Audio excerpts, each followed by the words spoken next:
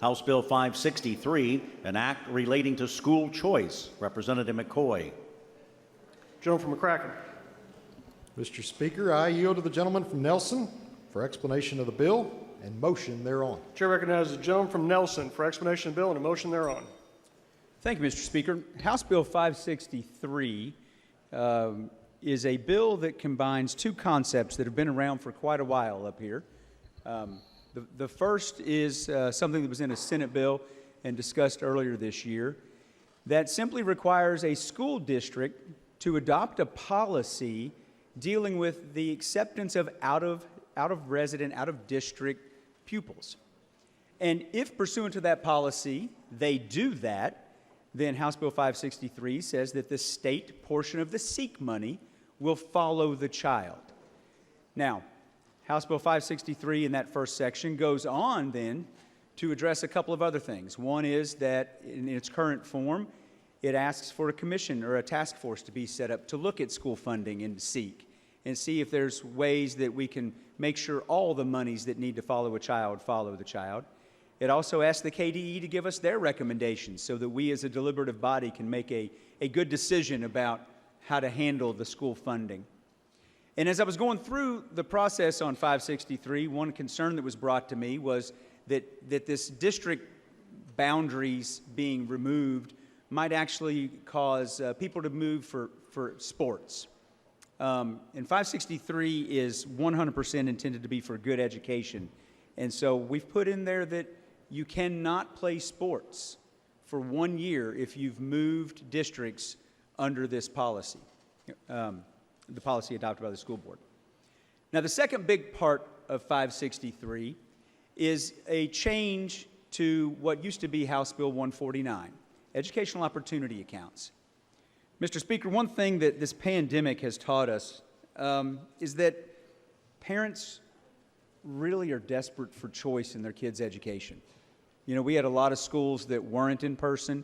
We had a lot of schools that have just not been able to do what the moms and dads wanted them to do, through no fault of the school, but they just haven't been able to do it. So what 563 does is it's got two chunks, if you will, in this second part. First is a tax credit. Businesses or individuals can apply to the Department of Revenue and get approval for a tax credit. And if they make a donation. So they will make a donation to one of these granting authorities. Then, once the money's been collected, the granting authorities will accept applications. And what we've got it set at right now is from families or individuals whose income level is at 175% of the reduced lunch level. Now, a lot of people try to say that that's a whole lot of money. I don't think it is. Family of four at $80,000, $90,000, it's somewhere in that range. These are truly the middle class and lower folks in our state. And what it would give them the opportunity to do is apply for some funds to use on their own child's education, the way they see fit. And in the bill, we're very specific. We lay out about 12 things that this money could be used for. And the very first one is for tuition at a public school. I want to reiterate that again. It says public school. We took private schools out of it. It then goes on and says it can be used for lots of other things, and that would be for all students. Things like online classes, things like tutoring, additional software, anything they might need, speech help, therapies, that kind of stuff. The whole point of this bill is to try to give folks in our state that don't have the means at least the opportunity to do what they think is best for their child and their child's education. Now, this bill's been around for a long time. It started years ago, well before I got here. It used to be filed by Democrats. Our former leader, the gentleman from Taylor, has filed this bill and been a big proponent of it. And it's gone through a lot of changes. We've listened to a lot of different folks, and we continue to listen to folks on it. And there are a couple good ideas that have come up even recently.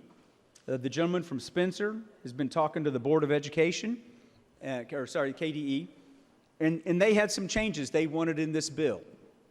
So we're going to make those changes. And I'm going to call a floor amendment in a second that is House Floor Amendment 14. And in House Floor Amendment 14, we make the changes that the KDE asked for that have to do with some reporting requirements. And these amendments have been pushed to your screen, by the way. The gentleman from Jefferson 33 said today in committee that he would like some changes as well. And one of the changes is he's not necessarily in favor of the SEEK task force. I've agreed to take that out. I think we can gather that information and that data another route, and so we're going to do that. And we also, at the gentleman from Jefferson 33's request, make it very, very clear that it's the local school board that's going to be making policy determinations on the non-resident kids, especially the determination of if they even have capacity. Because no one is being forced to take non-resident kids.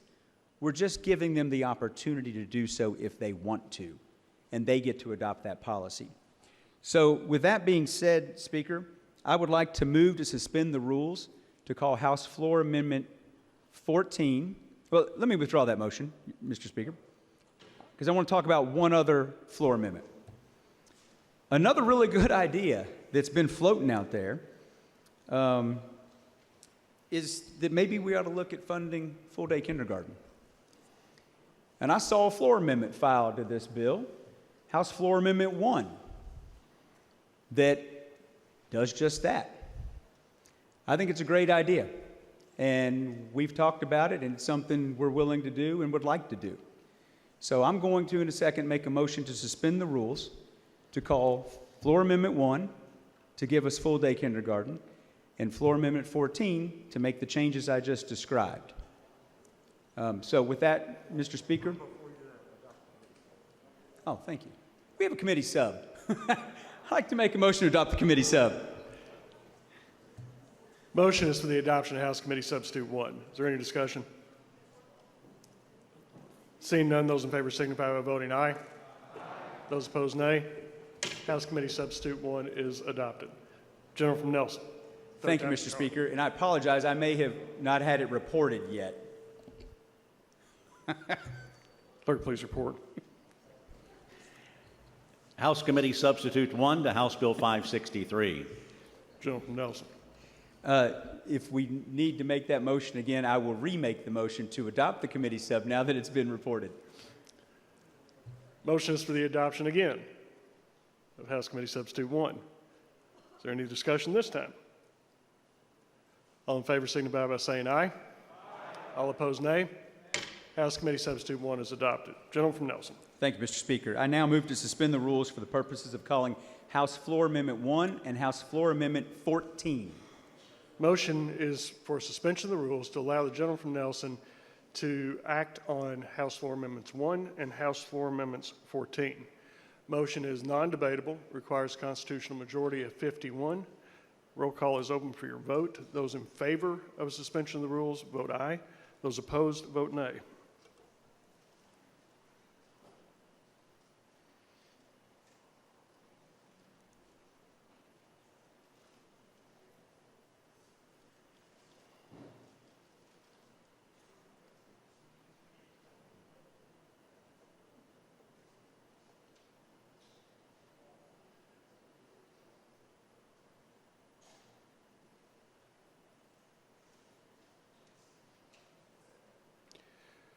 Rules are suspended, gentlemen. House Floor Amendments 1 and 14 are now in order. Have the clerk please report House Floor Amendment 1. Clerk, please report. House Floor Amendment 1 to House Bill 563. Gentleman from Nelson. Mr. Speaker, House Floor Amendment 1, as I described earlier, funds full-day kindergarten. Move adoption. Motion is for the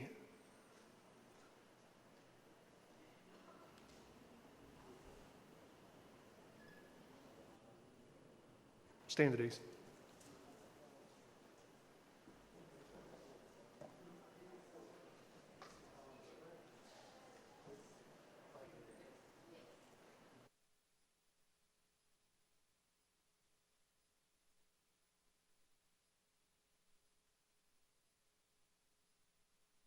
Motion is for the adoption of House Floor Amendment 1. Is there any discussion? Chair recognizes the lady from Jefferson 32 for discussion of the amendment. Yes, may I ask the sponsor a question? Yes, ma'am. Could you explain how this would pay for full-day kindergarten? Because full-day kindergarten is usually funded through the public schools.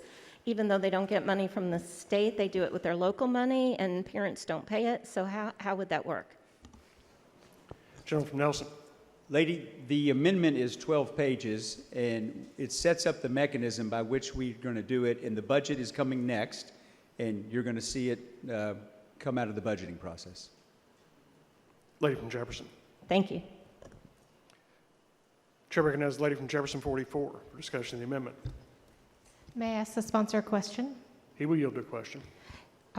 Thank you. Gentlemen, does the fiscal note that is on our screens, is that on this amendment or the original bill? Gentleman from Nelson. Lady, honestly, I don't know which one you're looking at. I can't answer that. Lady from Jefferson. I'm looking at the fiscal note that was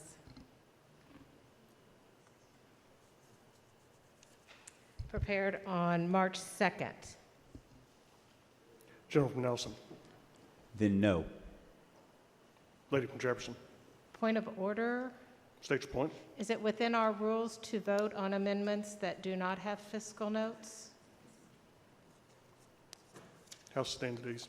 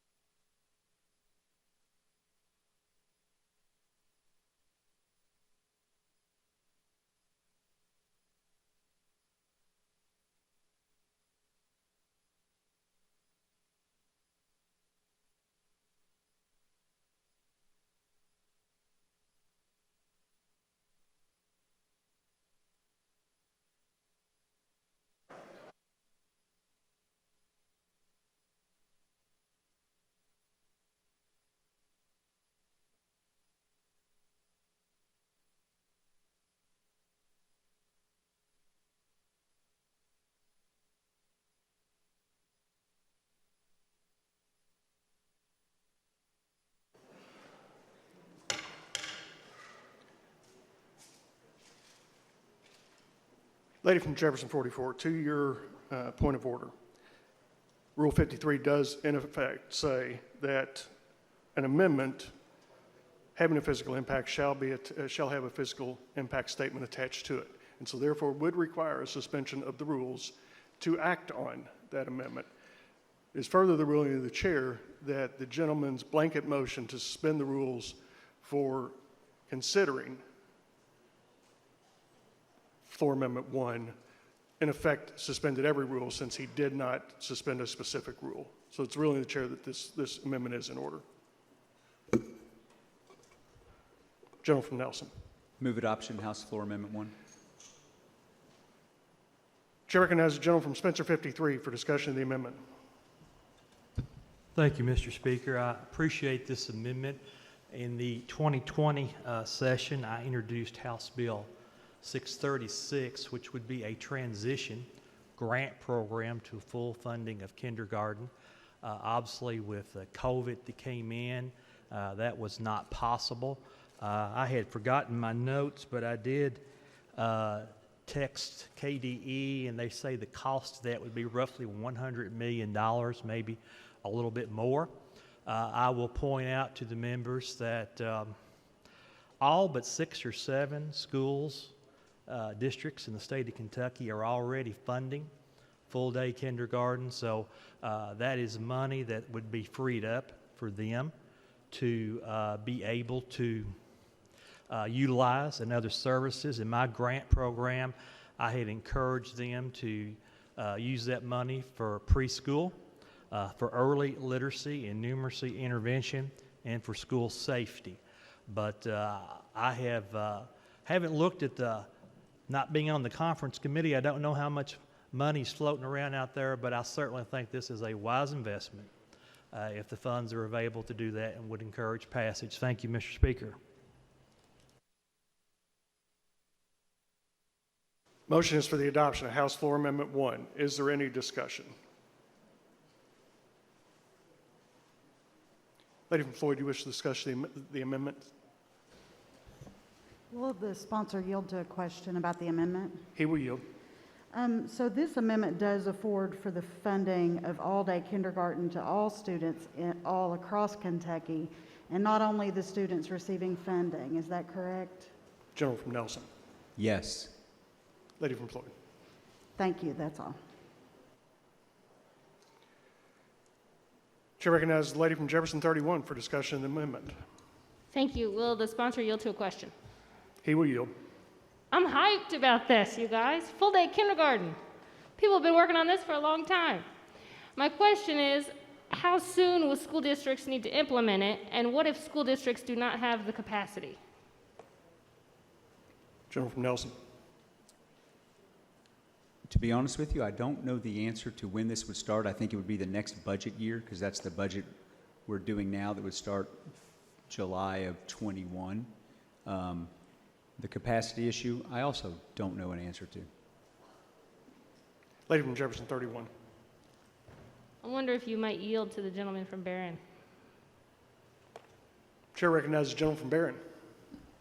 Yes. Lady from Jefferson 31. I was wondering when schools would have the resources to implement full day kindergarten through this amendment, and what about districts that don't have capacity right now? Gentleman from Barron. My guess on that is that right now they provide full-time kindergarten, almost all school districts, with the exception of 6, 7, 8 in that neighborhood. So they have the capacity right now. I'd imagine that what would happen is they would receive funds for this, and then they would be able to save funds to use for other areas in the school system. Lady from Jefferson. Could we get the money to them starting next year? Gentleman from. I guess that would depend on how KDE and other people were able to work that out. Lady from Jefferson. Thank you. Chair recognizes the lady from Letcher for discussion of the amendment. Thank you, Mr. Speaker. Would the sponsor yield to a question? He will yield. Do you know if any of these committee subs are posted for the public to see? Gentleman from Nelson. The committee sub was published last Friday. Myself and the gentleman from Todd sent it to lots of people. The committee sub was adopted earlier today in committee and has been public since then. But if you're asking about the floor amendments, no, I don't know, to be honest. Lady from Letcher. So, Mr. Speaker, I believe that's a no. I believe I got a no on committee sub being made to the public, and also floor amendments not made public. Gentleman from Nelson. And so let me be more clear. On the committee sub, it is public, has been out there since last Friday. On the floor amendments, what you got was, I don't know. Lady from Letcher. Thank you. Motion is for the adoption of House Floor Amendment 1. Roll call having been called for. Those in favor vote aye. Those opposed, nay, and the roll call machine is open for your vote.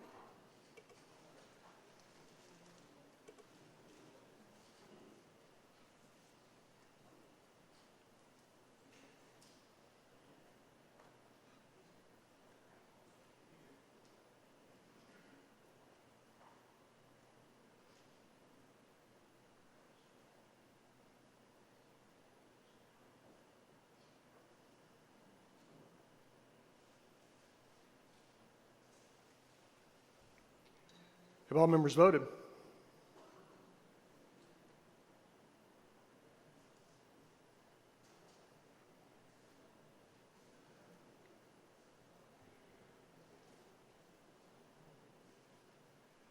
Have all members voted?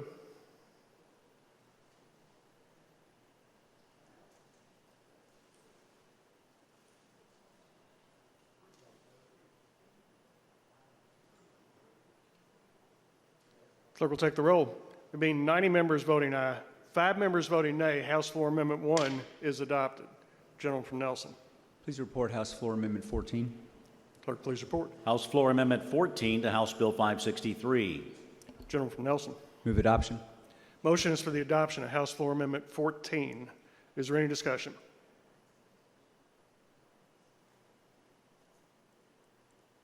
Seeing none, those in favor signify by voting aye. Those opposed, nay. House Floor Amendment 14 is adopted. Gentleman from Nelson. Mr. Speaker, I move for the adoption of House Bill 563 as amended by the committee substitute, House Floor Amendment 1 and House Floor Amendment 14. Question before the body is passage of House Bill 563 as amended by House Committee Substitute 1, House Floor Amendment 1, and House Floor Amendment 14. Is there any discussion? Chair recognizes the gentleman from Jefferson 39 for discussion of the matter. Thank you, Mr. Speaker. Would the clerk please call House Floor Amendment 2? Clerk, please report. House Floor Amendment 2 to House Bill 563. Mr. Speaker, I move to suspend the rules to consider House Floor Amendment 2 to House Bill 563. Motion is for suspension of the rules to allow the gentleman from Jessamine 39 to call and act upon House Floor Amendment 2. Motion is non-debatable, requires a constitutional majority of 51. Roll call machine is open for your vote. Those in favor of suspension of the rules, vote aye. Those opposed, nay.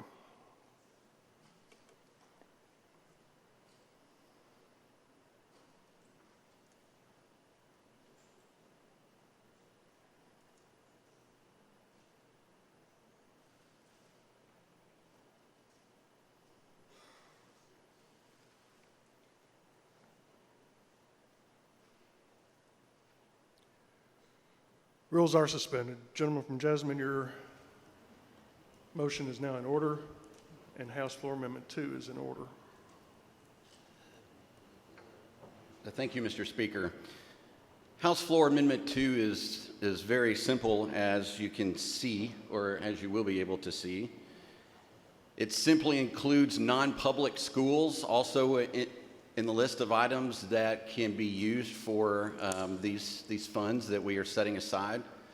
And I want to be very clear in my intent in offering this amendment. First of all, I'm a very staunch public school advocate. My children have been raised in public school. My kids still go to public school. I am blessed in my district in Jessamine County with phenomenal schools.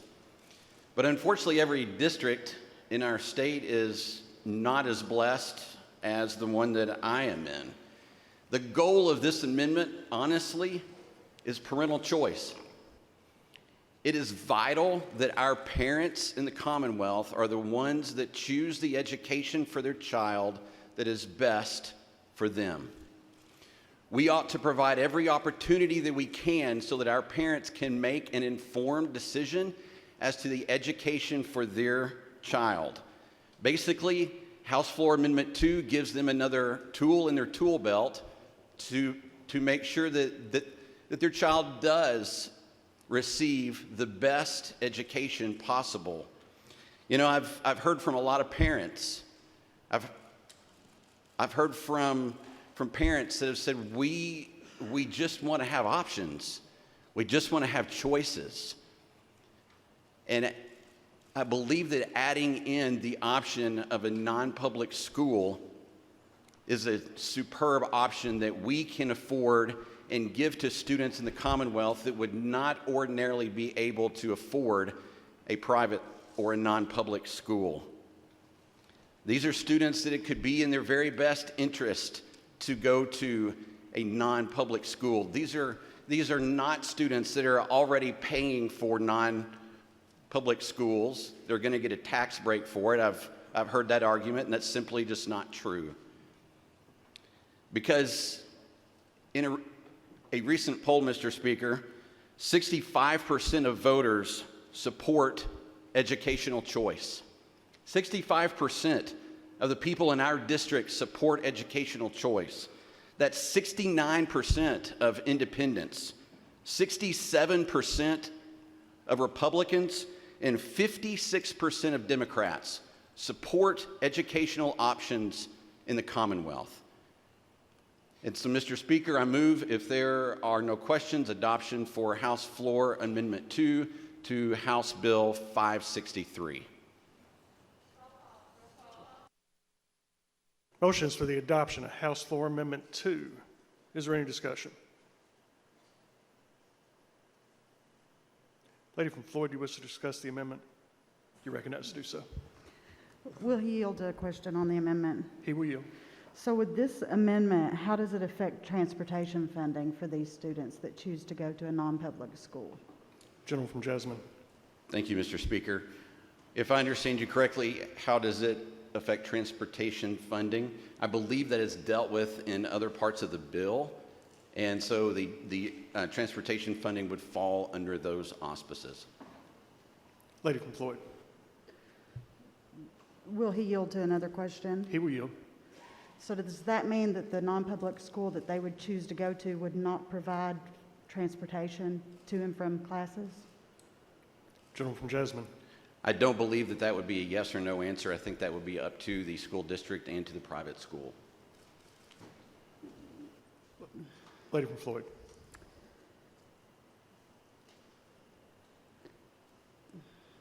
Sir, okay, let me ask another question. I'm sorry. Lady from Floyd, Maybe I should direct the yield question. to the gentleman from Nelson Yes. to answer that question. Yes, please. Thank you, Mr. Speaker. Under the Educational Opportunity Grant portion of the Act, sorry about that, if you look in Section 9, numerical paragraph 2, subparagraph N as in Nancy, there is a way for someone who cannot afford transportation to be able to use one of these grants to get the transportation. Lady from Floyd. Yield to another question, please. He will yield. So that transportation, would it be provided by the non-public school that this non-resident pupil could attend?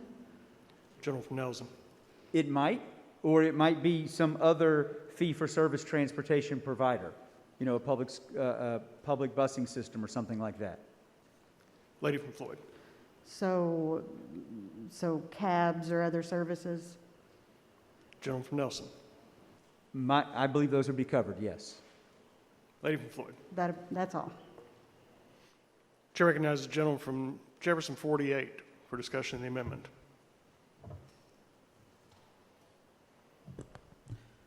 Mr. Speaker, I'd like to ask the gentleman from Nelson a question. He will yield. Thank you, Mr. Speaker. The gentleman from Nelson, I asked a question to you earlier in regards to what we go back in terms of the founding of this country, in terms of life, liberty, and pursuit of happiness. In the middle term, it deals with liberty. And part of that word means freedom. And could you give me sort of an explanation of your interpretation or your thoughts on how this is a core fabric of providing parents the ability to take care of their own children in terms of education? Gentleman from Nelson. Thank you, Mr. Speaker. Thank you, gentlemen. You know, if you go back to like the concepts that John Locke first put out, that were the basis of the Declaration of Independence in our Constitution, I think the life, liberty, and pursuit of happiness concept within that, for me personally, sir, would absolutely be my right to raise my children, including educate my children, the way that I see fit. Absolute fundamental right. Gentleman from Jefferson. Thank you, Mr. Speaker. I've come across quite a few people, particularly when I was on the Metro Council for quite a few years. And one thing I heard time in and time out is the ability for individuals to have the opportunity to get their child in a better position. So how do you handle a child that has an IQ of like 130, 135, 140, that's in a difficult situation, that don't have the means to go and get a better education?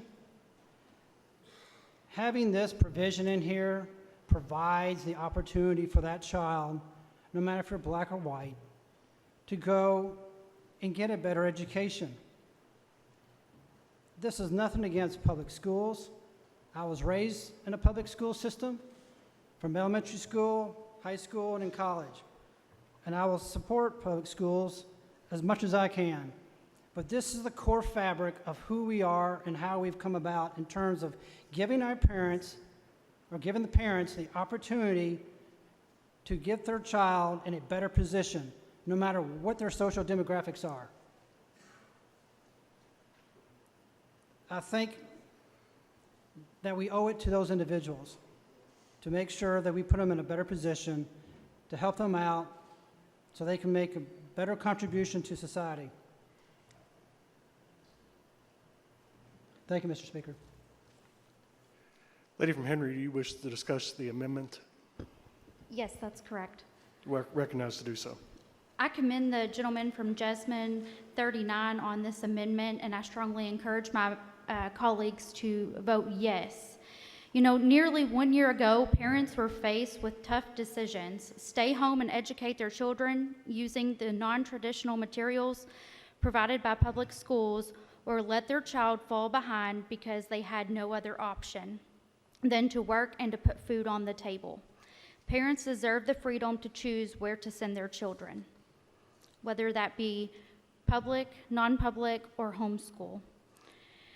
The arguments we heard today from superintendents in support of public school choice are also applicable to those for including private schools. As the superintendents from Bowling Green Independent Schools noted during his testimony earlier today in committee, competition will improve the quality of instruction for his public school. Using that same logic, giving families even more choices to include private school options will further improve the educational outcomes of our children. Why? Because school choice is the ultimate form of accountability. During the COVID-19 pandemic, we witnessed thousands of children failing their NTI instruction. On the other hand, private schools, despite operating on shoestring budgets and charging 50% less tuition than per pupil public school expenditures, have met the needs of parents during the pandemic to offer high-quality in-person instruction. To this day, Kentucky nurses working the front lines have been forced to work overnight shifts while educating their children during the day. It is only those who are most financially well off who have been able to place their children in private schools where they can continue to thrive academically. This amendment is about ensuring that a single mother who works in our hospitals has the same access to educational opportunities for her children, whether it be public or private, as those who are blessed with more financial resources. Without a private school option, we are offering our families a false choice.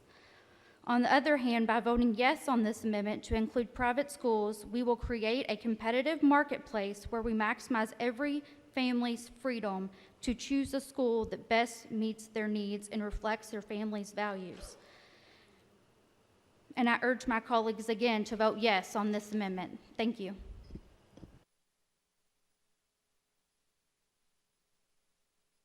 Chair recognizes the lady from Letcher for discussion of the matter. Will the sponsor yield to a question? He will yield. Gentlemen, do you consider this a friendly amendment? Gentleman from Nelson. It's a good question. I'll be honest. I'm going to vote for this amendment. I am going to vote for this amendment, but, you know, I was very sincere because I think, you know, I've always told people I want private schools included in this, but I'm for this bill with private schools. I'm for this bill without private schools. Actually, the gentleman did this of his own volition, quite frankly, but I am going to vote for it. Lady from Letcher. Chair recognizes the lady from Jefferson 31 for discussion of the amendment. Will the amendment sponsor yield to a question? He will yield. I'm hearing the term bad schools. And for those of us who are teachers or have been teachers, we know that bad schools probably in most people's minds means low scores or places with behavior disruptions, and we know what causes those things, and it's family poverty. So bad schools are high poverty schools. If the goal here is truly a better education for each student, what mechanism will be in place to keep parents from taking their kids out of a higher performing public school that you might find in my area and into a lower performing parochial school? Gentleman from Jasmine.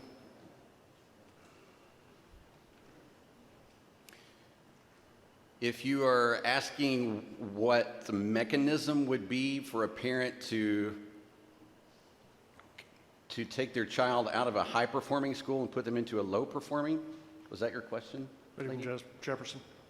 I suppose, are there any guards against it if our goal is to ensure that students are getting better educational outcomes? Well, I would imagine if the parent is wanting a better educational choice, that they would not take their child out of a high-performing school and put them into a low. Lady from Jefferson. It may happen. Thank you. Chair recognizes the lady from Jefferson 32 for discussion of the matter. May I speak on the amendment, please? Yes, ma'am. So, a lot of emotion about this. Yesterday in committee, the gentleman from Green stated that he arrived in Frankfurt in 2009, and in working with turnaround options that charter schools were brought up, and that there was significant opposition. And then he said, 12 years later, we still see opposition. They're wringing their hands and saying, if we only had more time. And he said, the time is now. Children and families have suffered enough. I wish the private option was there. And in the last 24 or so hours, I've really been reflecting on what have we done in Kentucky to improve private education in the last 12 years, and what have we done to damage it. Major legislation was passed in 2019 and 2020 regarding school safety, an extremely necessary endeavor following the shootings in Marshall County. Unfortunately, it has not been fully funded. The assessment and accountability system has been modified to have fewer sanctions and more assistance in 2017, 19, and 20. While generally beneficial, the changes have led to policy churn and little time for schools and districts to adjust. The accountability system continues to be driven by high-stakes standardized testing that leads to test-based instruction and does not reflect rich learning environments in which value is assigned to learning that cannot be quantified in a standardized test. Another thing that we did well was that we increased the compulsory school age to 18, and that was a good move for graduation rates. But there are other things, legislatively and through our budget, that we've decided that have adversely impacted public education. In 2018, the Kentucky Teacher Internship Program was eliminated. It provided support for first-year teachers and certainly improved the educational environment for our students. It was something that we knew worked and was modeled in other states. In 2018, teachers were no longer required to have a master's degree within the first 10 years of teaching, leading to a less trained workforce. So how have we shown that we value public education in our budget?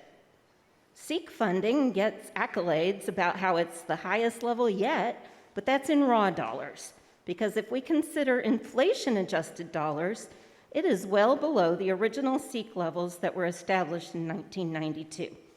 If SEEK had kept up with inflation, it would currently be $4,715 per student. In addition, due to eroding state funding, the shift in responsibility has been moved from the state to local districts. In 2009, education funding for KDE, which included SEEK, was 41.2% of the total general fund, while in 2020, it has decreased to 35.2%. In 2018, we budgeted $16.7 million for instructional resources and textbooks. In 2019-2020, $0 were budgeted, a decrease of potentially $33.4 million in materials for our students in the classrooms. Professional development was also eliminated from the 2019 and 20 budgets with a decrease of $23.8 million in the amount that we were able to invest in the training of our educators. Until today, Kentucky has failed to fund all-day kindergarten or to fully fund the state school transportation formula, which is potentially a violation of the Kentucky constitutional requirement for an efficient system of common schools under the Rose decision. So I found an estimate that funding all-day kindergarten would cost $140 million. So I hope to see that in the budget. And fully funding school transportation would cost $162 million. Decreases in funding has led to school districts having to reduce their investment in staffing, student supports, enrichment opportunities, and instructional resources. In a 2018 report by the Kentucky Center for Economic Policy, the superintendent of Lee County described the impact of a lack of funding. He said they had a reduction of staff, classified and certified, facility needs, staff wearing multiple hats, increased expenditures, decreased revenue, no staff raises, class size increases, loss of programs, music and PE at the elementary level, and low morale due to funding needs. The need to provide an equality instructional program. And he said I could go on. What have we done to improve education in the classroom? What kind of changes have we made that would impact the suffering that students are apparently enduring, needing them to go to private schools? Have we surveyed the parents to find out why they are dissatisfied with public education? Bills to improve reading literacy have not moved through this chamber. My bill to study our high-stakes accountability system passed through committee, but it didn't move this year. Bills regarding early childhood education have not moved. What are we doing to improve our public schools in which students seem to be suffering? Or are we breaking our public school system and then saying we need to pay for private education because our public school system is broken? The gentleman from Nelson 50 stated in committee today that continuing to do the same thing is insanity. I agree.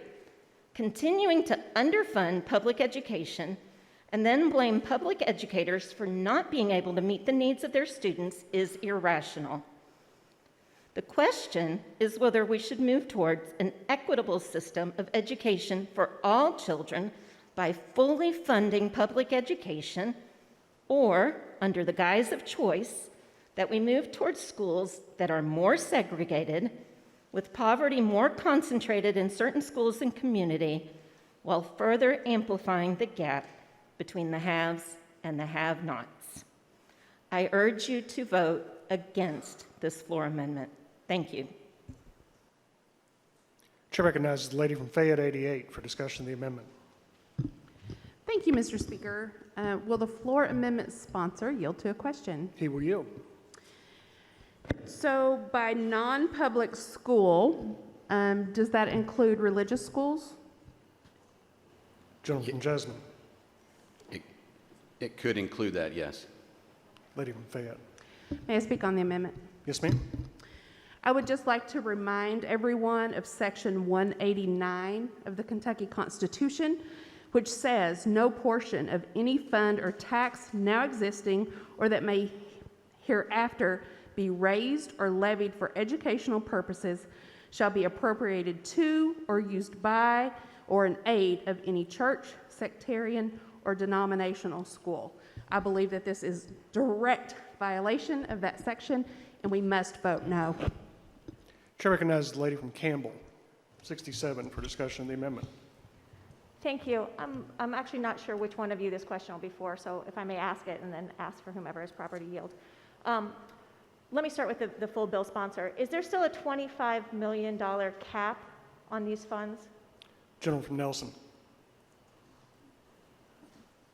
Sorry, could she repeat the question? I apologize, Mr. Speaker. Lady from Campbell. Not a problem. Is there still a $25 million cap on these funds? Gentleman from Nelson. Yes. Lady from Campbell. Then I guess my question is, in committee, there was some concern that came up that the money could very quickly go to just one or two counties. And so now if we're going to add non-public schools to it, is there any kind of mechanism or guardrails put in here to make sure that all this money doesn't just go to private schools, since the bill sponsor has made it abundantly clear that this is to in no way harm the SEEK formula for public schools? Gentleman from Nelson. You know, keep in mind this money is going to the poorest of the poor. And I think that really needs to be the focus here. There's a lot of boogeymen that get talked about in this area, but there's some real practical things we all need to remember. It's not as if there's unlimited capacity even in the private schools. It's not as if there is, you know, let me pick on St. X in Jefferson County. If they got all the money, I don't think they've got the ability to take all these kids. I mean, this is money that's going to be able to be spent all around our state. The Department of Revenue is involved in regulating these educational grant authorities. We're going to be able to see where the money goes. We're going to be able to see who it goes to. So there's always those theoretical things, but I really just don't think the parade of horribles is how this will work in practical terms. Lady from Campbell. Would the sponsor yield to one more question? He will yield. Even though perhaps it's theoretical, would you not agree that some guardrails here might be useful? Gentleman from Nelson. You know, what I'd rather do is take the cap off and be more like Florida and have more money coming into this program and giving more parents more choices. Lady from Campbell. May I ask one more question? He will yield. Is it your intention to come back next year to take the cap off then? Gentleman from Nelson. No, ma'am, it is not. Lady from Campbell. Thank you. Chair recognizes the gentleman from Spencer for discussion of the amendment. Thank you, Mr. Speaker. I'd like to share a few comments in relation to my good friend, the lady from Fayette 88's comments about the constitutionality of this.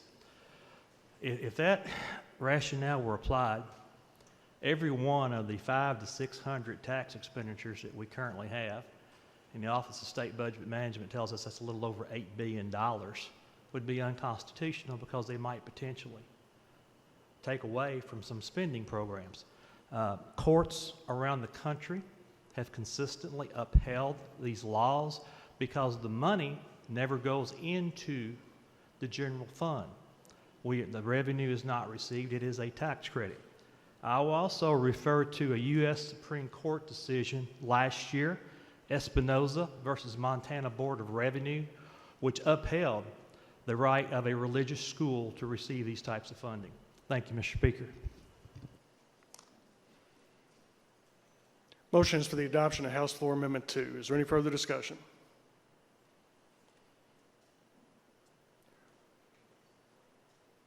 Roll call having been called for by 2 or more members, clerk will sound the chimes. Those in favor vote aye, those opposed nay. The roll call is open for your vote.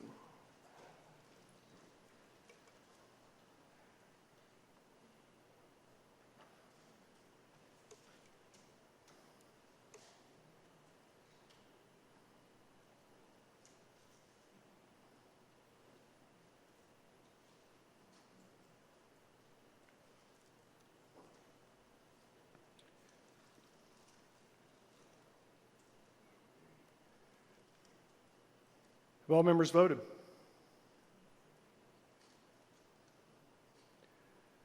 Does any member wish to change or explain your vote? Lady from Campbell, do you wish to explain your no vote? No, sorry.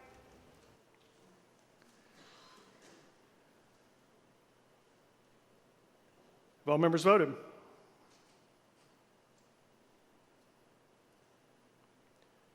Clerk will take the roll. Being 45 members voting aye, 52 members voting nay, House Floor Amendment 2 fails. Gentleman from Nelson. Thank you, Mr. Speaker. Once again, I move for the passage of House Bill 563 as amended by Committee Substitute 1, House Floor Amendment 1, House Floor Amendment 14. Question before the body. Passage of House Bill 563 is amended by House Committee Substitute 1, House Floor Amendment 1, and House Floor Amendment 14. Chair recognizes the gentleman from Jefferson 36 for discussion of the matter. Mr. Speaker, I request suspension of the rules to act on Floor Amendment 17, House Floor Amendment 17. Motion is for suspension of the rules to allow the gentleman from Jefferson 36 to call and act upon House Floor Amendment 17. Motion is non-debatable, requires a constitutional majority of 51. Roll call is open for your vote. Those in favor of suspension of the rules, vote aye. Those opposed, nay.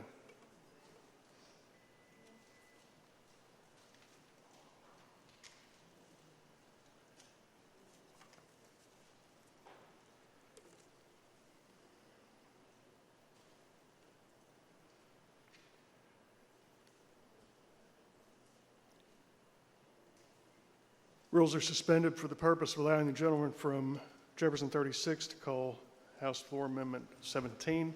Gentlemen, House Floor Amendment 17 is now in order. Mr. Speaker, I ask that House Floor Amendment 1 move the passage of House Floor Amendment 17. Clerk, please report House Floor Amendment 17. House Floor Amendment 17 to House Bill 563. Gentleman from Jefferson. Thank you, Mr. Speaker. House Floor Amendment 17 is very similar to the one we just voted down. However, it addresses really where the problem is. And as one of the folks who mentioned this in the earlier debate, this is about people in poverty. And there are 3 counties, which happen to be our most populous counties, Jefferson, Fayette, and Kenton, who have the greatest concentration of people in poverty. Kenton has approximately 17,000, which is greater than Pike, which has probably got between 15 and 15,300. Fayette, which has got about 43,000 people in poverty, and Jefferson, which has 115,000 people in poverty. This bill is needed. These scholarships are needed to address these people. These are the least among us, that many in underperforming schools. I ask your favorable consideration and passage of House Floor Amendment 17. Motion is for the adoption of House Floor Amendment 17. Is there any discussion? Chair recognizes the lady from Jefferson 31. Do you wish to discuss the amendment? Chair recognizes the gentleman from Kenton 65 for discussion of the amendment. Thank you, Mr. Speaker. And just getting a first look at this amendment, just to have a simple question for the sponsor. He will yield. Gentlemen, so the eligible students that would be available to get under the educational accounts a benefit out of this, they would be from these, as you talked about, 3 counties, 150,000 or more, would include only public school children in these counties. Is that correct? Gentleman from Jefferson. It would be any eligible student, which means a resident of those 3 counties, or, well, counties above 150,000, which is only those 3 counties I mentioned. Gentleman from Kenton. If he will yield to another clarification question. He will yield. Gentlemen, so we just turned away the floor amendment 2, which would open up this bill to to non-public school children. So this floor amendment would only apply to public school eligible students in those 3 counties. Is that correct? Gentleman from Jefferson. It would open it up to non-public school students or people to attend non-public schools in those 3 counties. Well, they're residents. The schools don't necessarily have to be in those counties, but they have, if they're going to receive a scholarship, they have to be a resident of those 3 counties.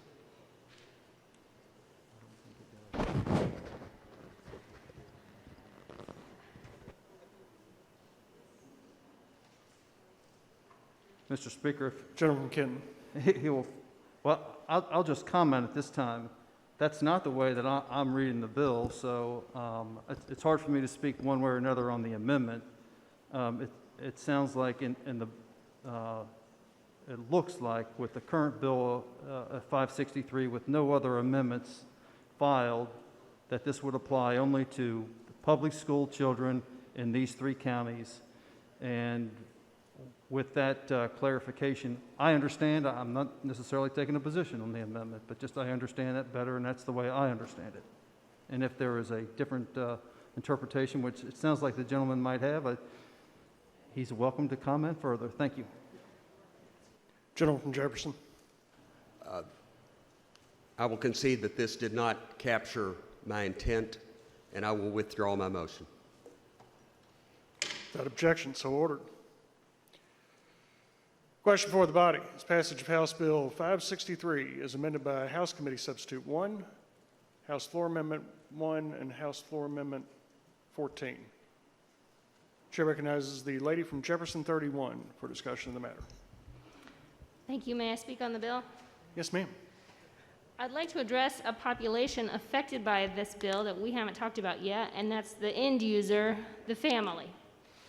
The way this is designed, it's not designed for them.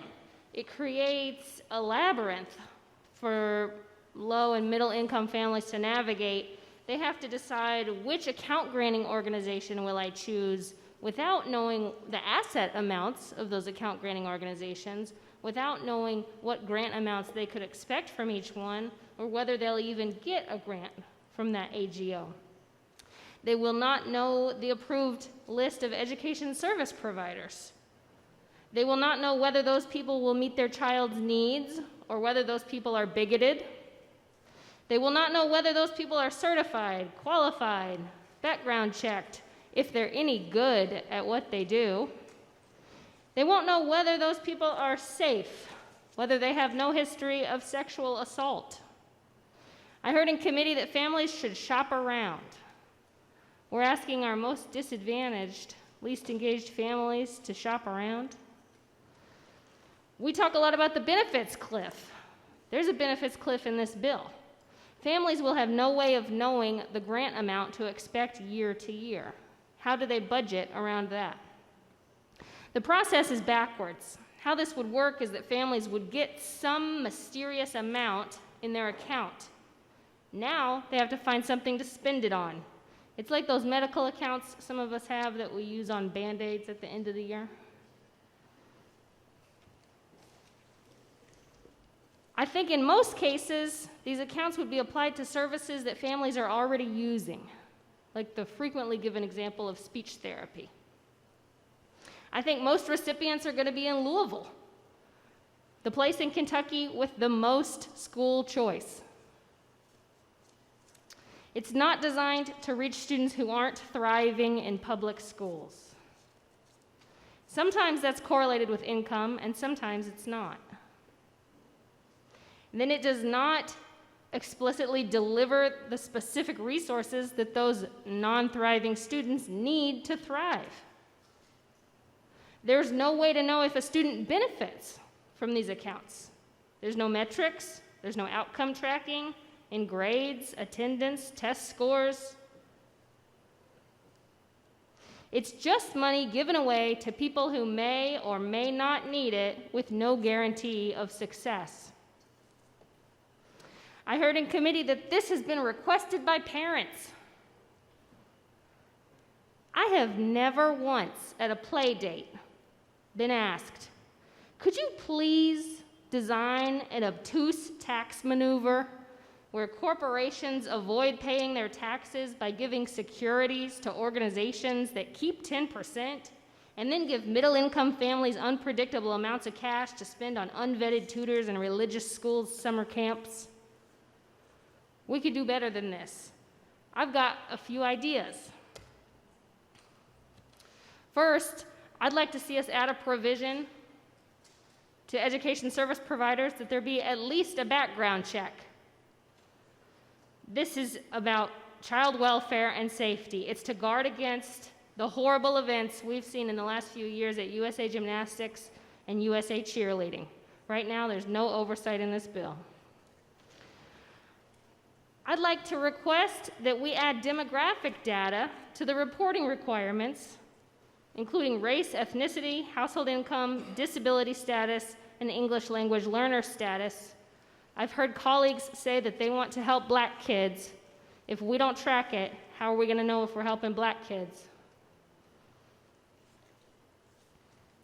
Right now, this bill allows explicit discrimination.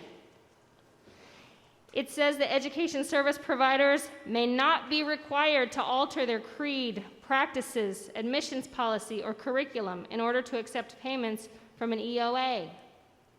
I'd like us to say something like, approved education service providers will not discriminate based on race, creed, color, ethnicity, nationality, disability, age, sexual orientation, or gender identity.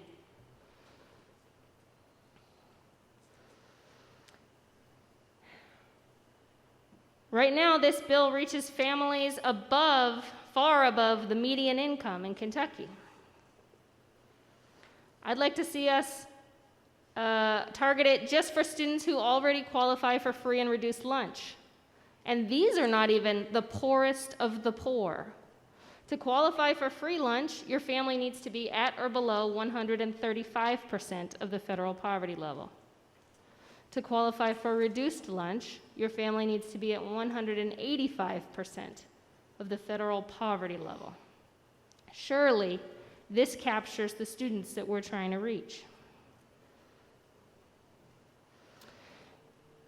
If you won't go for that, I've got another idea. Why don't we make the income eligibility threshold 160% of the federal poverty level to conform with the thresholds we have for public preschool and the Child Care Assistance Program, so families who use those services know what they can expect when their child enters kindergarten. This bill says that a majority of funds available for first-time applicants will be reserved for students who are low income. A majority is 51%. I'd like to see us award all of our lowest income students, and only then, if there's money left, award it to higher income families. I've heard Florida touted the impact of education savings accounts. That's what they're called in Florida. They apply only to students with disabilities in Florida, Mississippi, and Tennessee. That's an idea for Kentucky. Bringing a personal passion to it, I'd like to see us add all types of pre-kindergarten in terms of approved expenses. The difference here is that we do not have capacity in our public schools to serve all kids who need pre-kindergarten. We know we're going to need a mixed delivery model for our earliest learners, and we know, many of us know, that early childhood education is the silverest bullet we have to disrupt the cycle of generational poverty. You know what made a big difference for me when I was a free lunch kid in JCPS? Summer camp. I'd like to see summer camps licensed by the Kentucky Department for Public Health added to the list of approved expenses. And lastly, I think we're going to want to know each year what these accounts were used for. I think we should have the account granting organizations provide a list of the services that students use their accounts for, the dollar amounts with each one, and the total number of funds that were drawn down to provide those services. Then we know what families are really looking for, and we can do a better job of providing it. These ideas are not friendly or unfriendly. These are genuine attempts to make this bill do what it aims to do.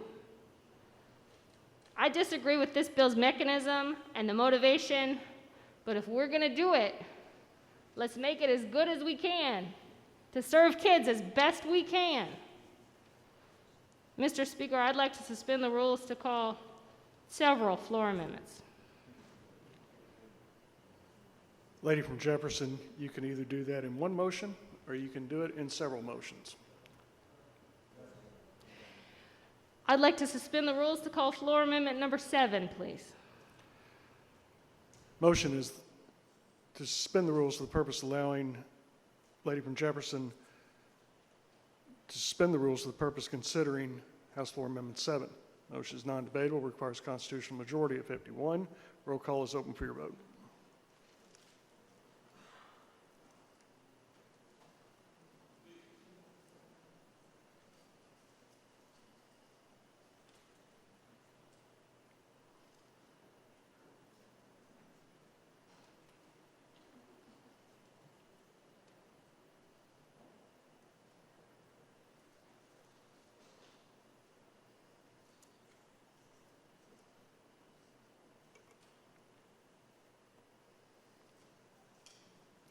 Rules are suspended. Lady from Jefferson, House Floor Amendment 7 is now in order. Thanks, everybody. You'll see House Floor Amendment number 7 in your bill book. This simply requires a background check for approved educational service providers. Will the clerk please report House Floor Amendment number 7? Clerk, please report. House Floor Amendment 7 to House Bill 563. Lady from Jefferson.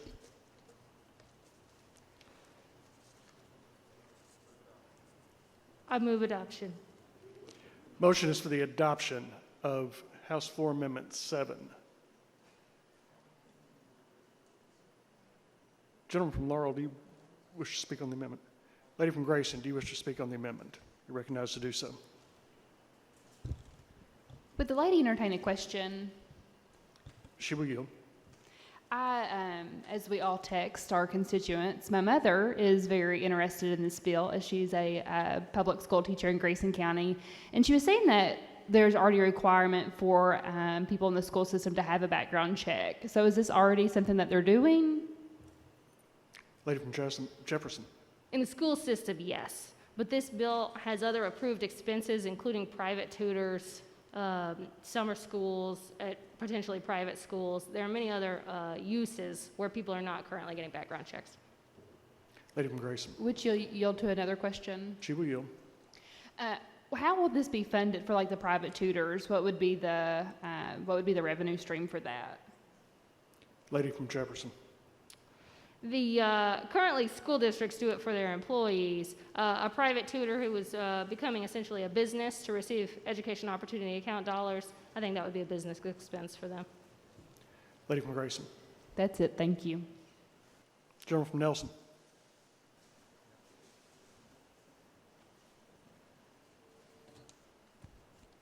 Sorry, Mr. Speaker. I like the concept. I'm not opposed to that, but I don't think this is the right place to do it and the right way to do it.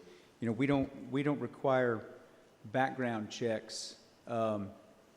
If your child right now, if a mom and dad make a decision that you want your child to go take piano lessons, do you get a background check?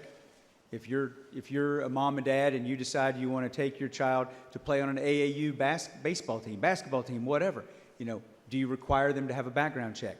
This is just more government regulation that's not needed, and we're putting it in here, and it's going to end up raising the cost. These education opportunity granting authorities, I guess, are not going to have to pay for all this. I simply would be against it at this time. Lady from Jefferson 32, do you wish to discuss the amendment? You're recognized to do so. Yes, may I speak on the amendment? Yes, ma'am. In my opinion, the difference from what the gentleman from Nelson just explained is that we are making these purchases with state money. And I think that with state money, there deserves to be some state oversight to protect our children. Thank you. Gentleman from Kenton, do you wish to comment on the amendment? Mr. Speaker, will the amendment sponsor yield to a question? She will yield. Lady, is it not fair to say that when we pass a number of things that, in this case, education, the Department of Education will promulgate regulations that would be similar to the other ways that money is spent as outlined by the lady from Grayson, and not be reasonable for them to issue regulations in this regard? Lady from Jefferson. They may, but I don't want to leave it up to chance. I want to protect our kids. Gentleman from Kenton. Will the lady yield to another question? She will yield. Lady, is there a wait to get a background check currently? Lady from Jefferson. Couldn't tell you. Gentleman from Kenton. Chair recognizes the lady from Floyd for discussion of the amendment. Will she yield to a question? She will yield. So would this protect our children to ensure that the folks who will be paid for services and transporting them back and forth to schools, such as in cabs or Ubers, that those people transporting our children would have background checks? Lady from Jefferson. This goes back to your good question from before about really who is the education service provider when the service is transportation? Is it the public school district, a different district that they attend? That's going to be the education service provider will be responsible for that. Lady from Floyd. Oh, thank you.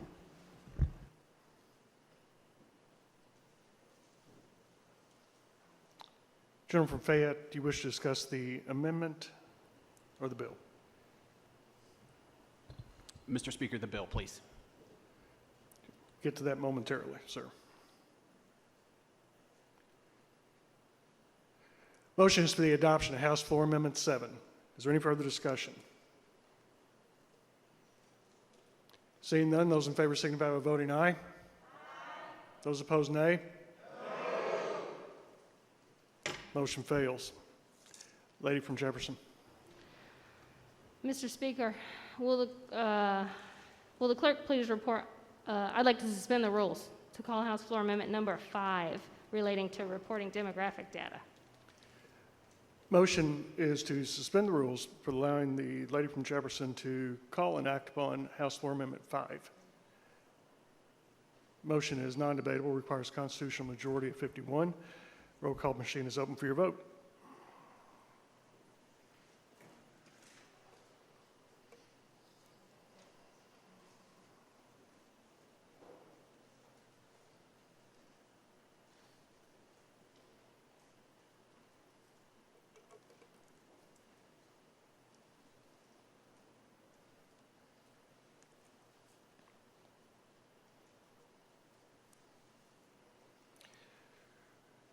Rules are suspended. Lady from Jefferson, House Floor Amendment 5 is now in order. Thank you. You'll see in this floor amendment, it just adds to the reporting requirements. There are already several in the bill. Well, first, let me ask the clerk to report House Floor Amendment 5, please. Clerk, please report. House Floor Amendment 5 to House Bill 563. Lady from Jefferson. Thank you. You'll see there are already reporting requirements in the bill. This simply adds demographic data, including race, ethnicity, disability status, and English language learner status. Right now, the bill says data on education opportunity account recipients will be reported by income band. But we know that students have intersectional identities. And if we're making sure we're serving specific populations that have historically struggled, I think we're going to make sure that we can track that data. I move adoption. Motion is for the adoption of House Floor Amendment 5. Is there any discussion? Chair recognizes the gentleman from Nelson. Will the floor amendment sponsor yield to a question? She will yield. Lady, my question is this. Your ideas are fine. But are you going to vote for this bill when all these changes are done? Lady from Jefferson. As I said earlier, my amendments are good ideas to make a bad bill better. It doesn't change the mechanism or the motivation, so no. Gentleman from Nelson. Thank you. Can I speak on the amendment? Yes, sir. You know, I hope folks understand how the collaborative process works. These bills have been out there for a long, long time. I mean, your inbox has probably been blown up with HB 149 as much as mine has. These are changes to the original HB 149. And it was not until yesterday, maybe the day before yesterday, we'll say this week, because being a crazy week, I don't want to misspeak, that anyone across the aisle came to talk to me about any changes. I'm generally a pretty reasonable person, and when there are good ideas, I'll adopt them, I'll bring them in. And I'm not even saying these ideas are bad, but I just want to express a real disappointment and frustration that people want to, at the last minute, throw out a lot of hyperbole, a lot of things that are, I keep referring to boogeymen, that's been my word this session, you know, this parade of horribles, and then they're not even willing to be for something. Change things all you want. Be a part of the process. Make a positive impact. But at the end of the day, take a stand and be for something. These bills, this bill has changed right now. We're putting $125 million into public education. How can you not be for that? Thank you, Mr. Speaker. Chair recognizes the lady from Jefferson 44. May I speak on the amendment? Yes, ma'am. Thank you. I stand in support of this amendment. This is the way legislation is done. There are opportunities to change bills in committee.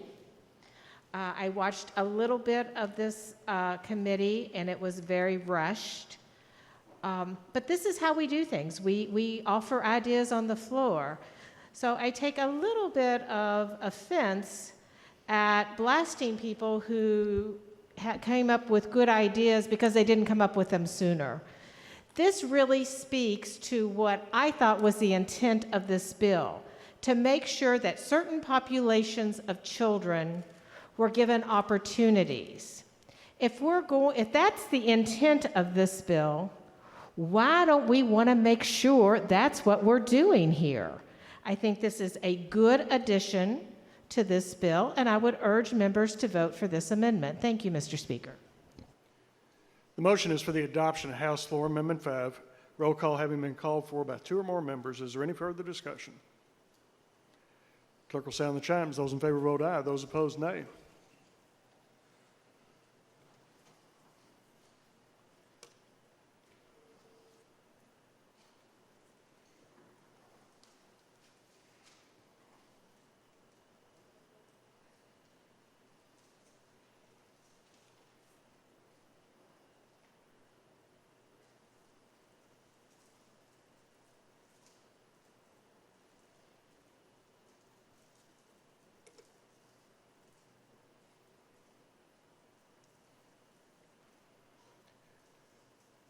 Have all members voted?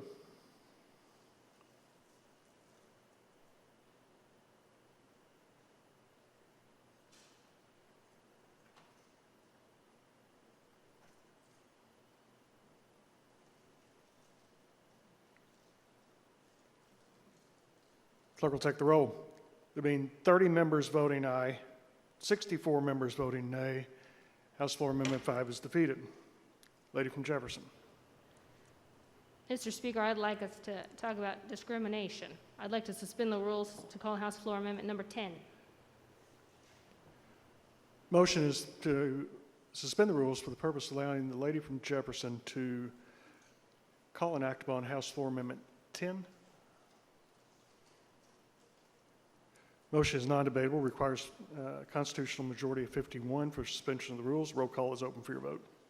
Those in favor of suspending the rules vote aye. Those opposed, nay.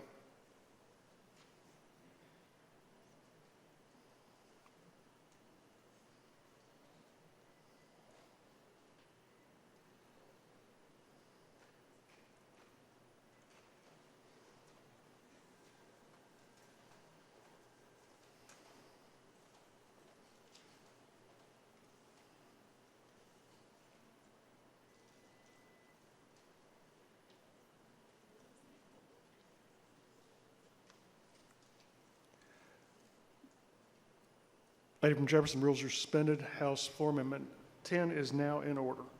Thank you. Could I ask the clerk to report?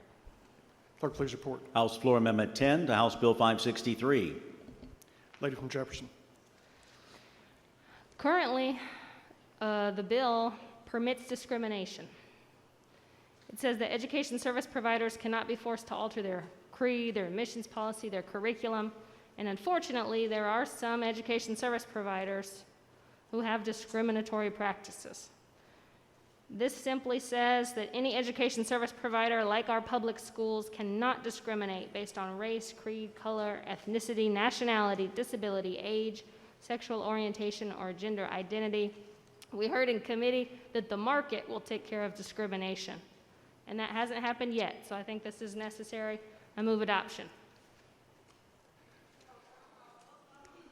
Motion is for the adoption of House Floor Amendment 10. Chair recognizes the lady from Warren 20 for discussion of the amendment.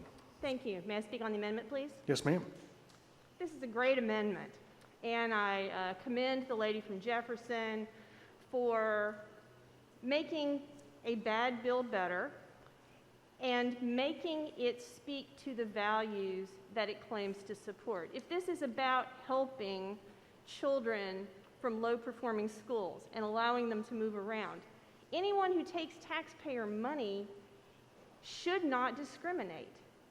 This is an excellent, inclusive statement that would prohibit discrimination in all of its forms. It's the right thing to do, and I would urge everyone, regardless of your position on this bill, to vote yes on this amendment. Thank you. Chair recognizes the gentleman from Nelson. Thank you, Mr. Speaker. Will the sponsor yield to a question? She will yield. Lady, if this amendment passes, will you vote for this bill? Lady from Jefferson. No, but now that it's you and I standing up again, I can let you know that we got the committee sub on Friday night, and I had a nice weekend with my family, and then on Sunday night, I reached out to you with these concerns. Gentleman from Nelson. Mr. Speaker, I am in no way in favor of anybody that discriminates, and that's how I think we have to vote with our dollars and make sure it doesn't happen. I will point out to the caucus that the footnote 4 Caroline products that talks about discrete and insular minorities and discrimination and why we make all of that illegal, these categories that are in here are expansive of that. This would actually be broadening Kentucky law in certain areas. That might be a good policy. I'm not saying it is or it isn't, but I would acknowledge that I think we're opening this up to litigation, and it's probably going to mess up the way these things work by throwing this in here at the last second without it being more well thought out. So I would encourage people to vote against the amendment. Chair recognizes the lady from Letcher. Thank you, Mr. Speaker. I rise in favor of this amendment, and I'll add that in defense of my colleague, the lady from Jefferson, that she did reach out prior to the committee meeting. That debate was cut off in committee, even though we had 2 hearings. We're now hearing this on, I believe, day 25 of the session. That's certainly not the fault of the lady from Jefferson. And several stakeholders were denied the opportunity to speak in committee. And for all of those reasons, it is completely appropriate for her to be heard in any way that she can, in ways that might make this bad bill better. We added an amendment today that surely someone thought of before that was enormous to add Lady from Letcher, please all-day limit your kindergarten. comments to the matter before the body, which is the amendment. Yes, Mr. Speaker. Chair recognizes the gentleman from Jefferson 42 for discussion of the amendment. Thank you, Mr. Speaker. I was not going to speak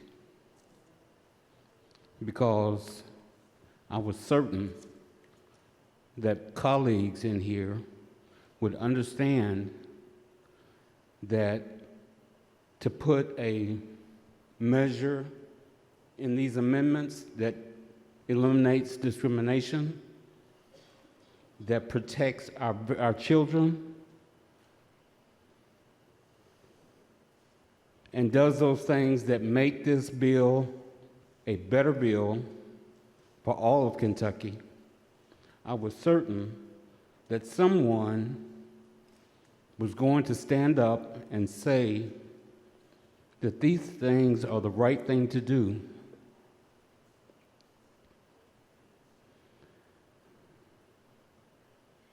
But what I'm hearing is that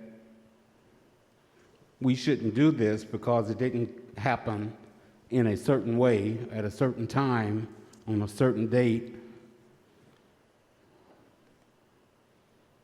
And if you need that cover to stick a red no vote up there, then that says more about you than anything that anybody can say. I would hope that as we go through this process,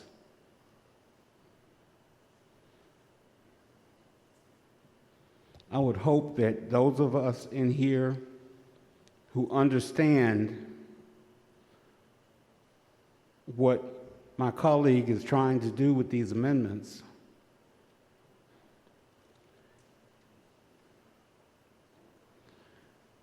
I would hope that we would have very few yes votes up there to kill these amendments. But if we do, it would not surprise me.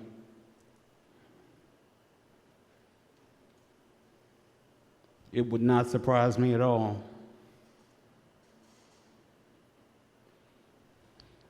Thank you, Mr. Speaker.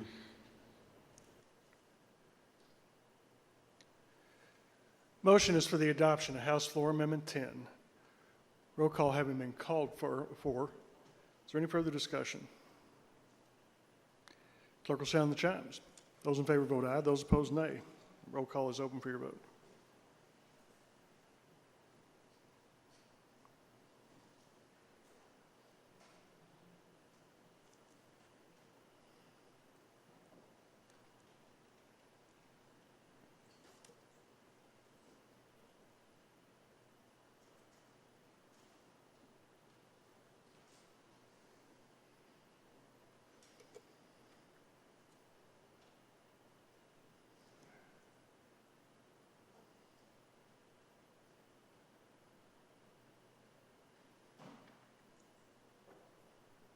Have all members voted?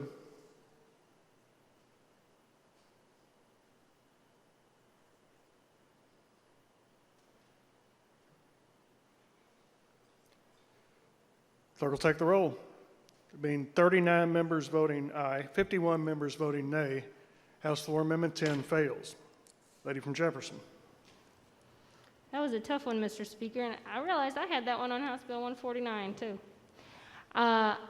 I hope we can talk about private preschools. I'd like to suspend the rules to call amendment number 8.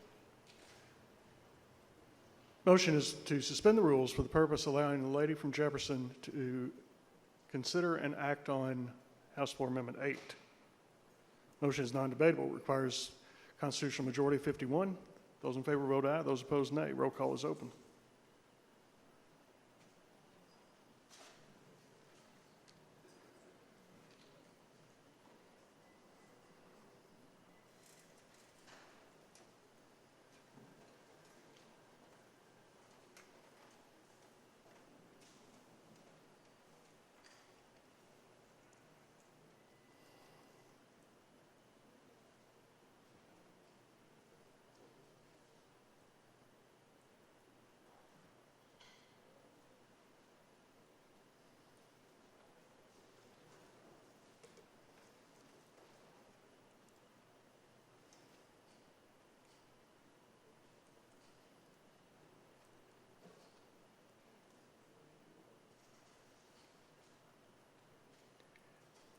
Have all members voted?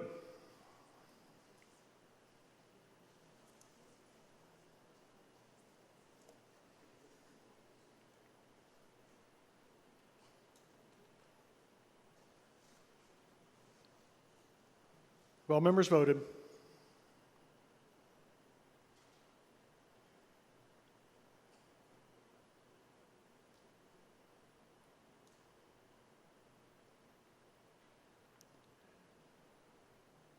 Clerk will take the roll. Being 49 members voting in favor of the suspension of the rules, the motion fails. Lady from Jefferson. Thank you. I'd like to talk about the income threshold and reaching our neediest students. I'd like to suspend the rules to call House Floor Amendment number 9. Motion is to suspend the rules for the purpose of allowing the lady to consider and act on House Floor Amendment 9. Motion is non-debatable, requires a constitutional majority of 51. Those in favor vote aye, those opposed nay. Roll call is open for your vote.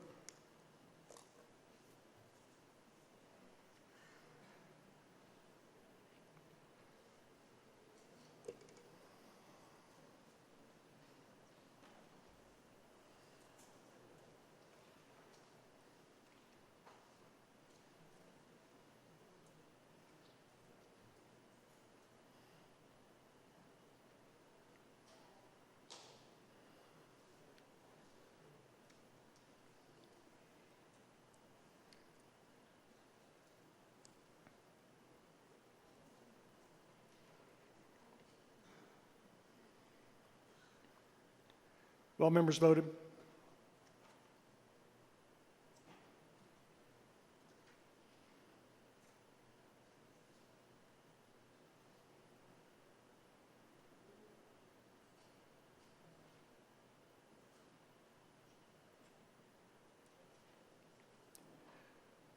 Have all members voted?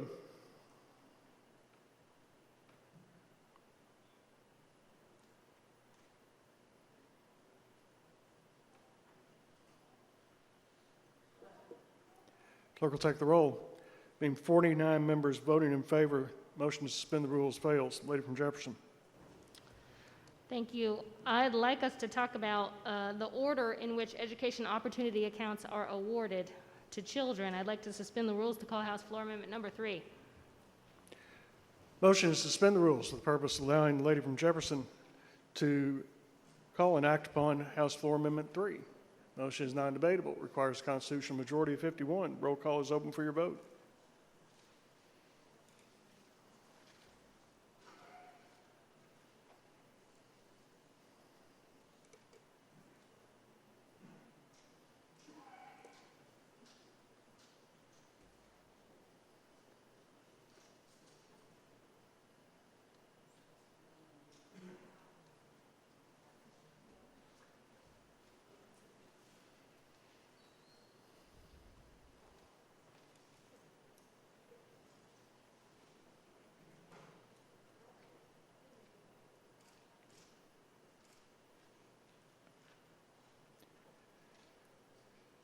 Have all members voted?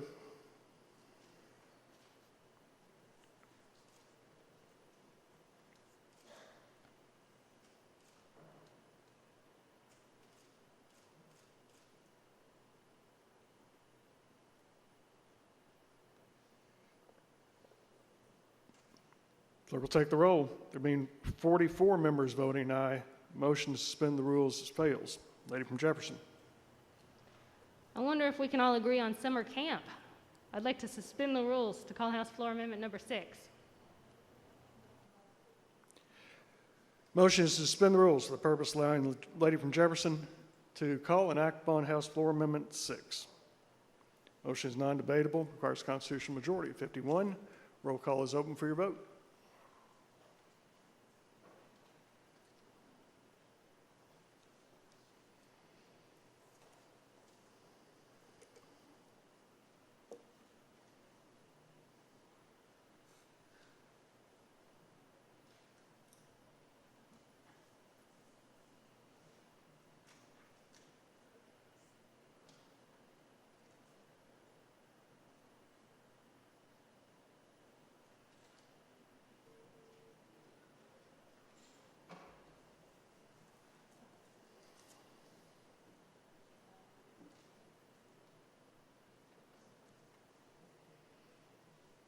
All members voted.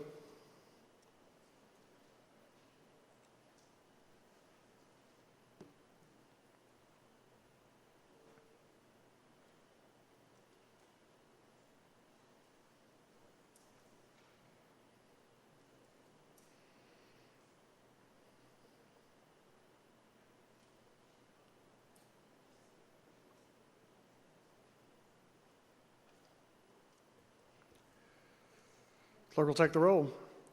There being 46 members voting aye, motion to suspend the rules fails. Lady from Jefferson. Thank you. Finally, I would like to make sure we're tracking what we spend money on. I'd like to suspend the rules to call House Floor Amendment 12. Motion is to suspend the rules for the purpose of allowing the lady from Jefferson to call and act upon House Floor Amendment 12. Motion is non-debatable, requires constitutional majority of 51. Those in favor vote aye. Those opposed, nay. Roll call is open for your vote.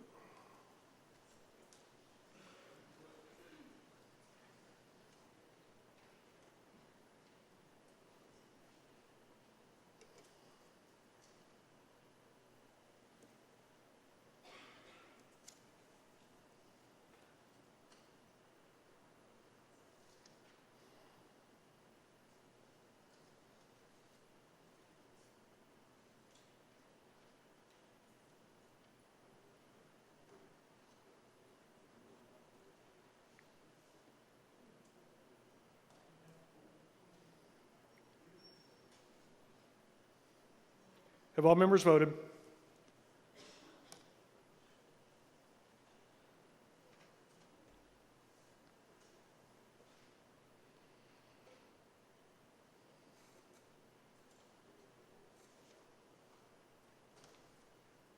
all members voted? Clerk will take the roll. There being 46 members voting aye, motion to suspend the rules fails. Lady from Jefferson. I'm done, everybody. Thanks. Chair recognizes the gentleman from Laurel 89 for discussion of the matter. I'd like to speak on the bill, Mr. Speaker. Yes, sir. Mr. Speaker, I rise in support today of House Bill 563, and I thank the gentleman from Nelson for his sincere approach to get this legislation to a point where a strong pro-public education proponent like myself could vote for it. During our ongoing COVID crisis, it has become abundantly clear that Kentucky, in reality, already has educational choice. Families with financial means can choose the public or non-public school their children can attend and can afford any other services that they need, while those without means cannot. This bill addresses this inequality by creating an educational opportunity account program that provides need-based assistance to families to help cover the cost of a variety of educational services. Tuition assistance for families who wish to attend other public schools and other programs is only one aspect of the bill, while EOAs could also be used by kindergarten through 12th grade public school students to cover tutoring services, therapies for students with special needs, career and technical training, dual credit college courses, and much more, all funded through private donations. And now $100 million back into the public school system for all-day kindergarten. This legislation explicitly states that a majority of the aid must go to low-income families by using the criteria for a national school lunch program. A majority of the states have passed educational choice programs similar to this, and they have seen both an expansion of choices for families and improved outcomes for public school students. This bill also requires school districts to develop admissions policies for students who do not live within district boundaries and allows for districts to count those students in their average daily attendance, which affects the state funding amounts. Some school districts currently receive support educational excellence in Kentucky for non-resident students through reciprocal agreements with other school systems. Bowling Green Independent Superintendent Gary Fields has stated, "Competition pushes schools to find their strengths and to do better and be better for all students." Ladies and gentlemen, this bill in no way detracts or diminishes any public education priorities we have in Kentucky. Let us take a step forward, toward a more equitable future in which a lack of financial resources no longer denies a family the opportunity to give their children the education that they need and deserve in the 21st century. I urge passage of this bill. Thank you. Thank you, Mr. Speaker. Chair recognizes the lady from Jefferson 44 for discussion of the matter. Thank you, Mr. Speaker. Will the sponsor yield to a question? He will yield. Thank you, sir. I am still kind of pondering over House Floor Amendment 1, and it is my understanding that we just put a $125 million price tag on this bill. Am I correct in that? Gentleman from Nelson. The bill had a $25 million cap on the tax credit, so that was there. And the gentleman from Spencer indicated that his prior research had indicated it was $100 million for the full-day kindergarten. I added those two together. I don't have an actual fiscal note. Lady from Jefferson. As well, we know. Will he yield to a second question? He will yield. Gentlemen, given this late addition to the bill, do you have reassurances from the Budget Committee and the Senate that they will accept Floor Amendment 1 on this bill? Gentleman from Nelson. Yes. Lady from Jefferson. And my final question. And He will yield. It is my understanding that this bill, because it does carry those costs to the budget, that it will take 60 votes to pass that bill. Is that correct? I Gentleman don't from know. Nelson. Thank you, Mr. Speaker. I don't know.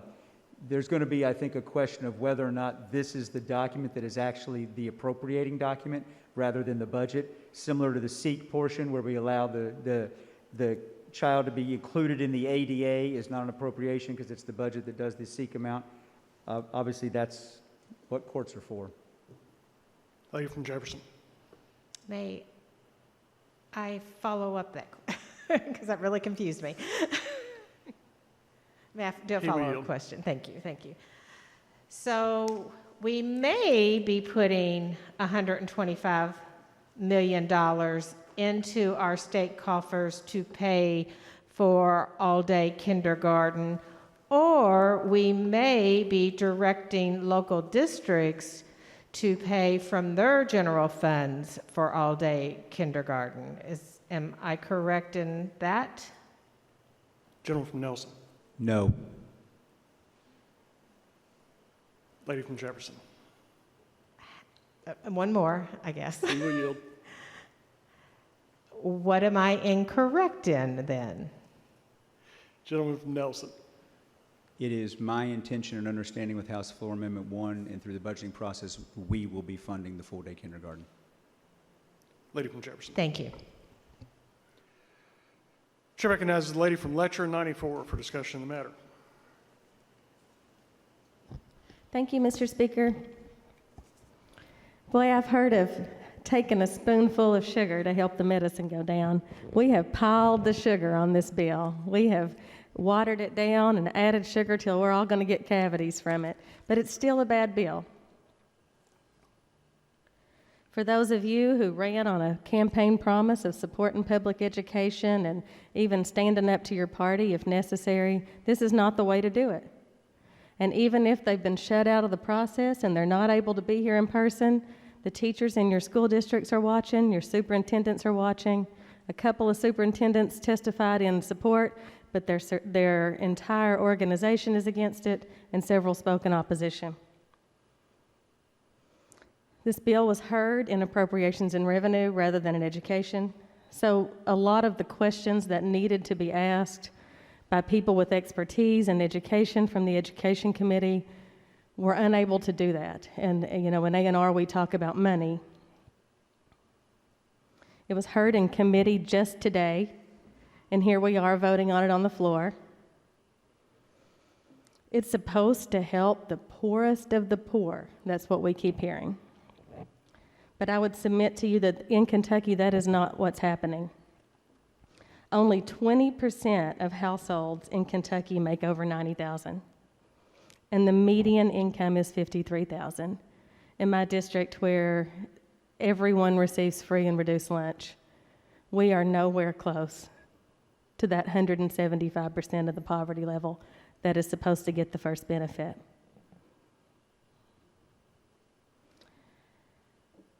The committee sub can be found online, but there's a convoluted path to get to it. It's not where the public generally looks. We were eventually able to find it during today's debate. None of the important amendments to this minute are available to the public. That's a bad look. The president of the Kentucky Education Association signed up to speak at committee this morning, but he was denied. So at this time, I would like to read the statement that the president of the Kentucky Education Association would have given had he been allowed to speak. President,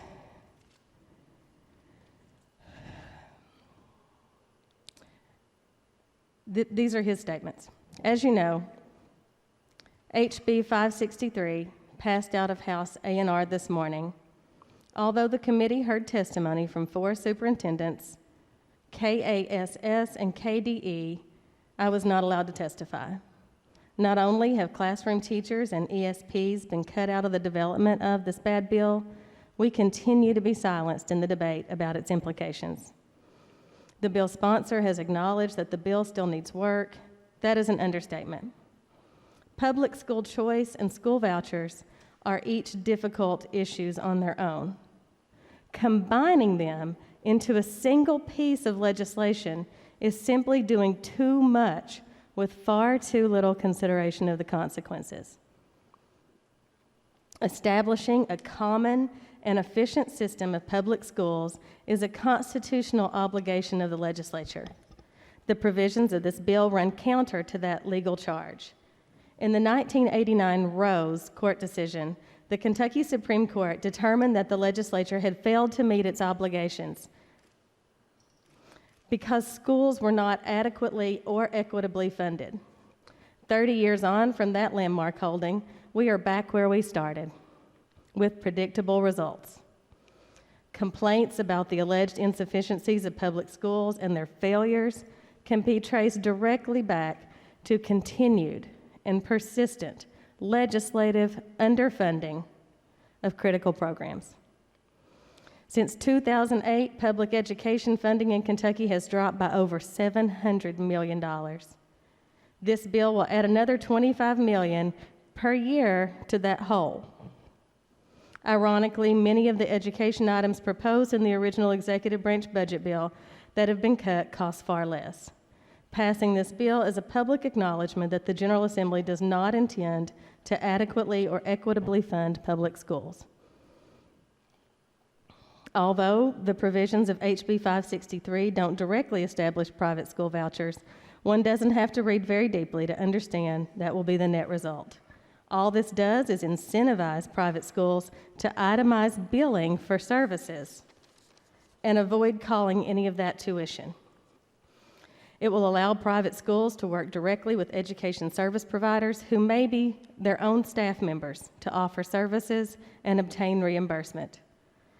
It's a transparent workaround to use public funds to subsidize private education. This bill provides no accountability or oversight of the broadly defined education service provider that will receive payment from the education opportunity accounts. Education service providers are literally defined in the bill as a person or organization that receives education opportunity account funds. This leaves the category wide open, with no licensing requirements, no education experience requirements, and no background checks. There will be no way for any student or guardian to judge whether an education service provider has any expertise at all. In fact, the language in the bill specifically prohibits any state agency from exercising oversight and guarantees the independence of the providers. This is dangerous. This legislation deliberately puts Kentucky students and their families at the mercy of any online or in-person self-appointed education service provider without any accountability to the state or taxpayers. As currently written, HB 563 also states, an education service provider shall not be required to alter its creed, practices, admissions policies, or curriculum in order to accept payments from an education opportunity account. This language opens the door to allow AGOs to discriminate on the basis of race, religion, disability, ethnicity, sexual orientation, political affiliation, or for any reason it sees fit. Public dollars should not be used for such purposes. Kentucky Public Schools educate all students, regardless of any of these factors, and any use of public tax dollars should require that same basic level of decency. Families in poverty will not benefit from this scheme. Even if this bill is passed, the resulting vouchers will not help all students. They will help only those students whose family can afford to pay expenses up front and wait for reimbursement.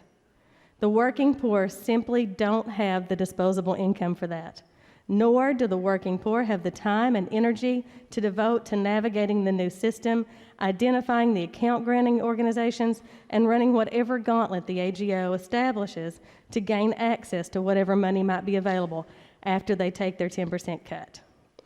This legislation will cost the general fund $25 million per year, $2.5 million of which will go directly into the pockets of the AGOs and will not be available to students at all.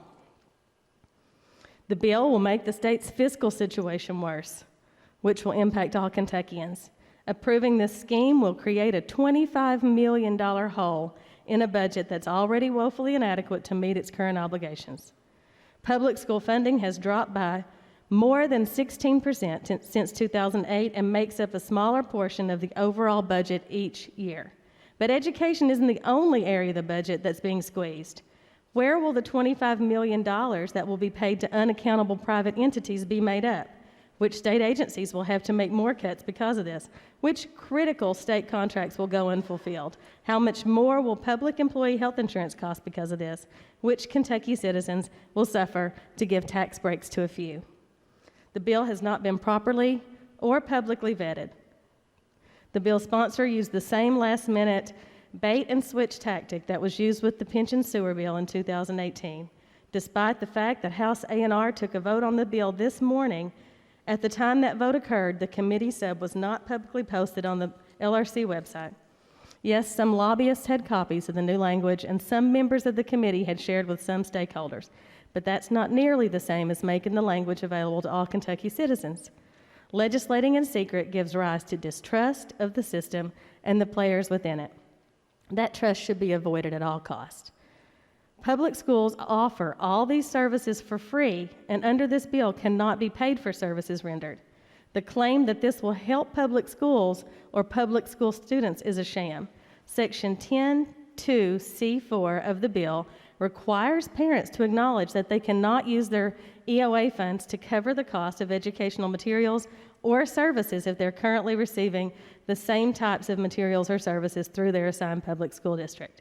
So essentially, public school districts and public school students will have no use for EOA funds. Only private providers and private schools will be eligible for payments. It's a bad policy. This dangerous bill is bad education policy, bad fiscal policy, and bad public policy. It does nothing to protect students and their families and does nothing to ensure that they will receive quality educational services.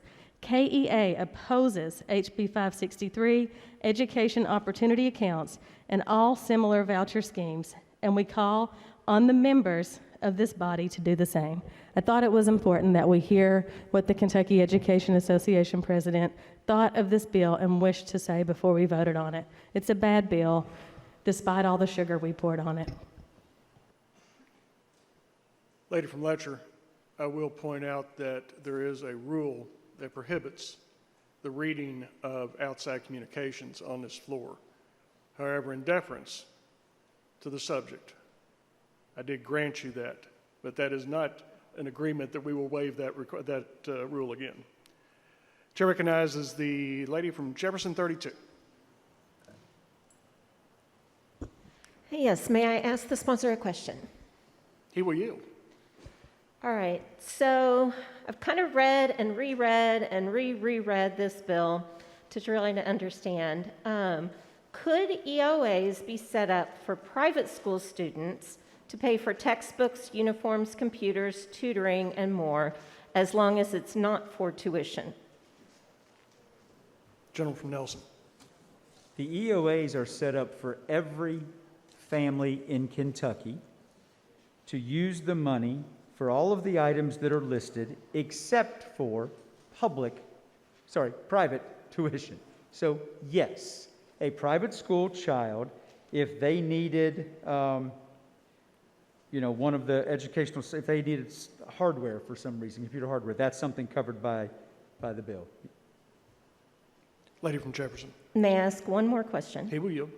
Okay, so I did read in the bill, and you had discussed before, that tuition is means tested, but not the other uses for the EOA funds.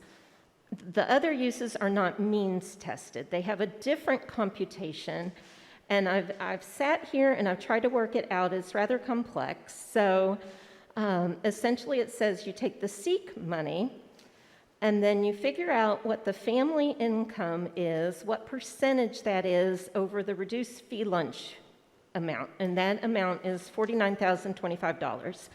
So if a family made $80,000, by my calculation, that amount is 63% higher than the reduced fee lunch. 1/4 of that percent is 15.75. And so 0.1575 times 4,000 SEEK would be about $630.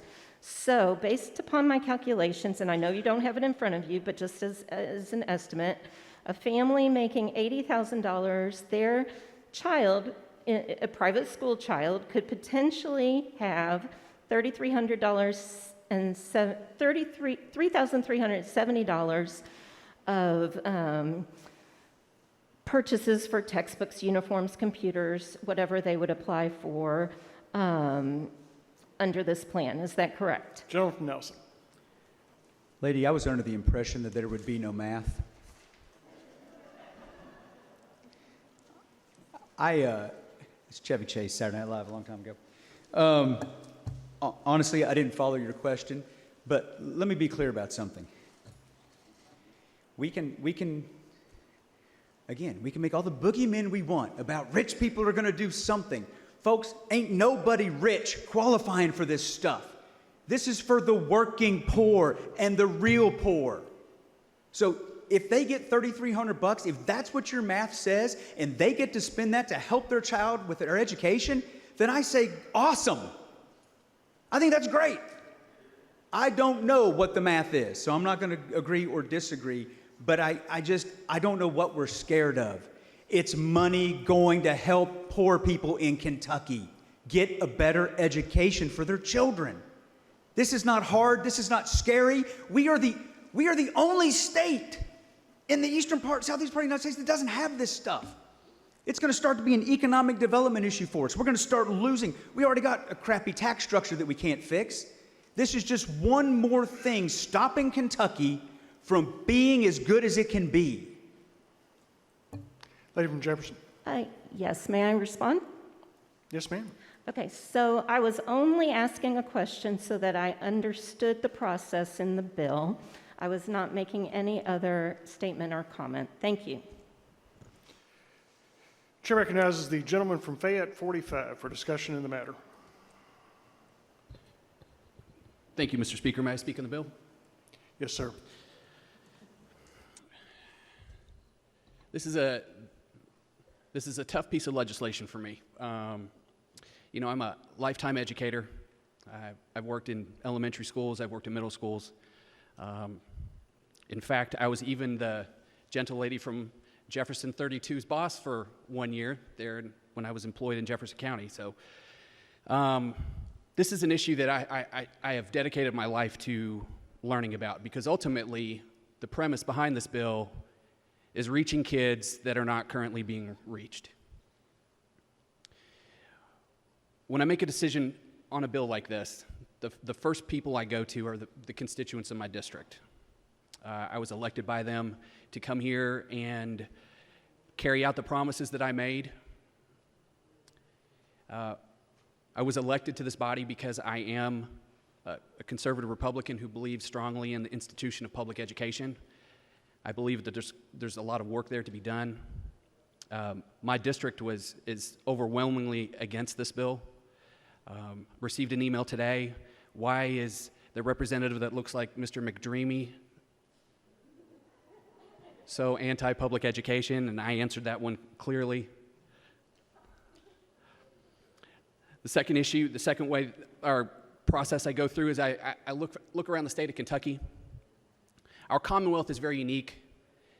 Before I even came to Frankfurt, I had lots of questions about our SEEK formula, a lot of questions. When I asked about changing the SEEK formula, oh, you can't do that. That's part of CARA. That was passed in 1988. That's chiseled in stone. And hopefully this body will learn at least this piece about me is when you tell me I can't do something, I get tunnel vision with that. I'm against the bill because I do believe that our conversation around SEEK formula needs to be had first. I think we need to look at that. I think that's, we need to figure out how we're going to pay for things. I think we're going to have to make sure that we maintain levels of education across the state, especially in the communities that are going to be impacted by students leaving.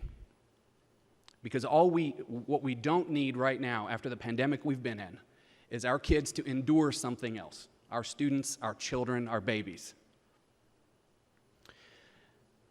The last thing that I call on when making this decision is my conscience. And this next part I'm going to keep it together with, but as I stand here today, I channel my former superintendent, Emmanuel Koch, who passed away last fall, unexpectedly.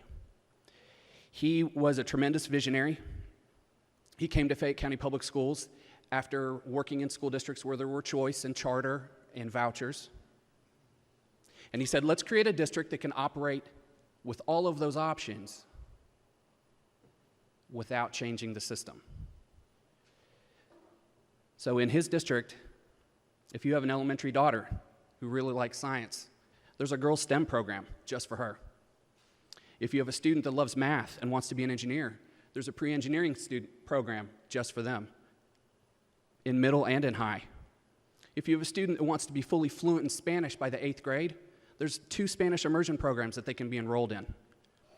If you have a student who wants an international baccalaureate education, that program exists in Fayette County in the middle and high. If you have a student that wants to focus on science and art, which is kind of an unlikely duo, there's a STEAM academy. If you have a student you feel needs additional educational opportunities, there are 2 Promise Academies that exist with extended school days, extended school years. If you have a high school student who has lost their way, there's a Success Academy to help them get re-engaged and graduate from high school. If you have a student who likes vocational, we are about to open one of the best vocational programs in the whole East Coast. In fact, it's so good that we have neighboring counties, Woodford, Jessamine, Clark, Scott, that send their students to that academy. We have Opportunity Middle College geared for students who have shown academic promise. And our first-time college attendees earn dual credit. We have the Locust Trace Agri-Science Center because agriculture has changed so much that we created a program to keep up with the new sciences, aqua science, aquaculture, horse training, botany, countless other programs involving art immersion.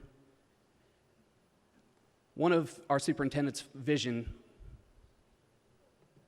one aspect of his vision that hasn't been realized yet was a newcomer academy for students who are new to the United States. My wife is a school counselor at a high school. She regularly has students enroll that are 19 or 20 years old, not sure which because they don't have birth certificates. In fact, they don't speak English and probably don't know a number system, haven't been formally educated from probably the 4th grade on, and all they want is to buy into the American dream, to come here, to get an education, to graduate and be immersed in society and earn a better life for their families. That last piece is still missing, but it will be there. We have an evaluating boys of color office for students that want to feel more connected to their school districts. In fact, we're expanding that program to involve a preparatory program for elementary students. I ran through that lengthy list because I need to tell this body that there are options, and I implore you to challenge your local decision makers in your schools to think outside the box with education. All of those programs were funded or supplemented by federal money in addition to local money. This is all local. You'd sit there and go, where is this school district? Is it in Florida? Is it in California? And it's not. There are ways around it other than completely changing the system. I came to Frankfurt to accomplish 3 things dealing with education. First and foremost, I came to improve the quality instruction by removing unnecessary red tape, preventing our school administrators from coaching our teachers. The classroom is where the rubber meets the road. That is where kids are connected with. That is where kids achieve. That's what kids yearn for when they're out over a year without in-face instruction. I want to improve parental support in schools because if you look at schools that are highly successful, they have a very strong component of parent involvement. And the last, we need to look at expanding our programs that yield a return. Our vocational programs are vastly underfunded. We need vocational centers across the state where kids graduate and they can be employed and plugged right in and start generating income. I don't think anyone in this room would disagree that that is definitely a worthy endeavor. I'm going to wrap up and say we need to work together with this issue. We really do. We need to think outside the box. We need to be accepting. We don't need to camp up and throw rocks at one another. I have a lot of ideas how to make this stuff work. I'm going to need help from both groups. Wrapping up, implore your families to work with their schools too. As a school-based administrator, it was nothing more frustrating than seeing a kid who lived every day to come to school, only to have the good work that teachers did in the school and the school system be undone by people who didn't feel a connection for whatever reason. They may be disenfranchised. They may have had a poor school experience themselves. Implore your families to work with your schools. Reach out. Advocate for your kids. In conclusion, education is a bipartisan issue. Public education is a bipartisan issue. I will say that till my last breath. We can improve the Commonwealth. I have so many ideas how to do it. This is a step. There's an appetite for this. We need to address this. We need to flesh this out. But this bill in this context, I can't vote for. Thank you. Chair recognizes the gentleman from Kenton, 65, for discussion of the matter. Thank you, Mr. Speaker. Will the gentleman yield to a question? He will yield. Thank you, Mr. Speaker. Gentlemen, these are questions that are not meant to be outside the box or far-reaching or trying to confuse or trying to do anything other than, make this sausage. It's long, it's painful, I understand that, but the first question I hope to ask is, it all pertains to Section 8, top of page 13, 1 and 2, and it has to do with account granting organizations. So, gentlemen, are there currently any account granting organizations in the state of Kentucky? Gentleman from Nelson. I don't know, but my guess would be no, given that we haven't passed this law. Gentleman from Kenton. Will he yield to another question? He will yield. Thank you, gentlemen.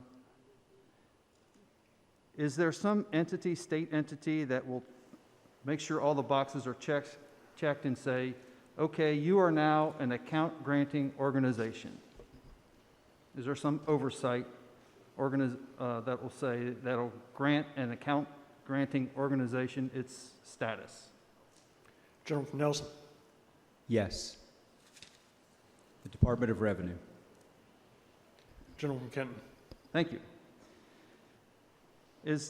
Will he yield to another question? He will yield. Can the state of Kentucky theoretically have just one account granting organization? Gentleman from Nelson.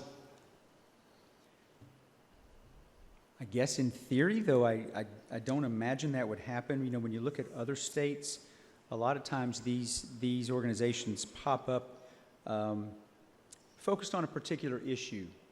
For example, you know, you might have one that wants to help lower income kids in rural Kentucky with math, for example.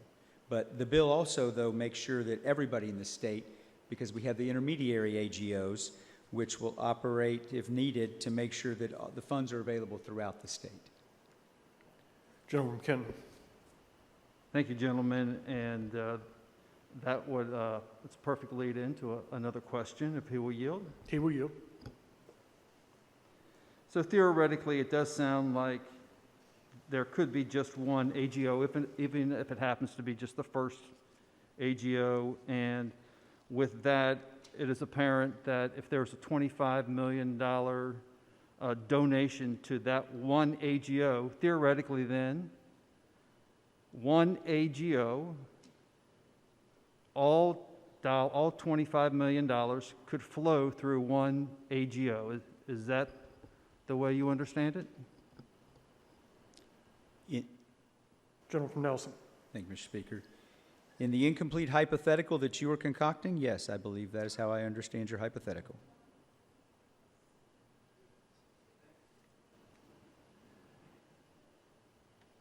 Gentleman from Kenton. Thank you for that, gentlemen. This bill also refers to two ways that you can make donations to account granting organizations, AGOs, and that's cash and marketable securities. Will the gentleman yield to another question? He will yield.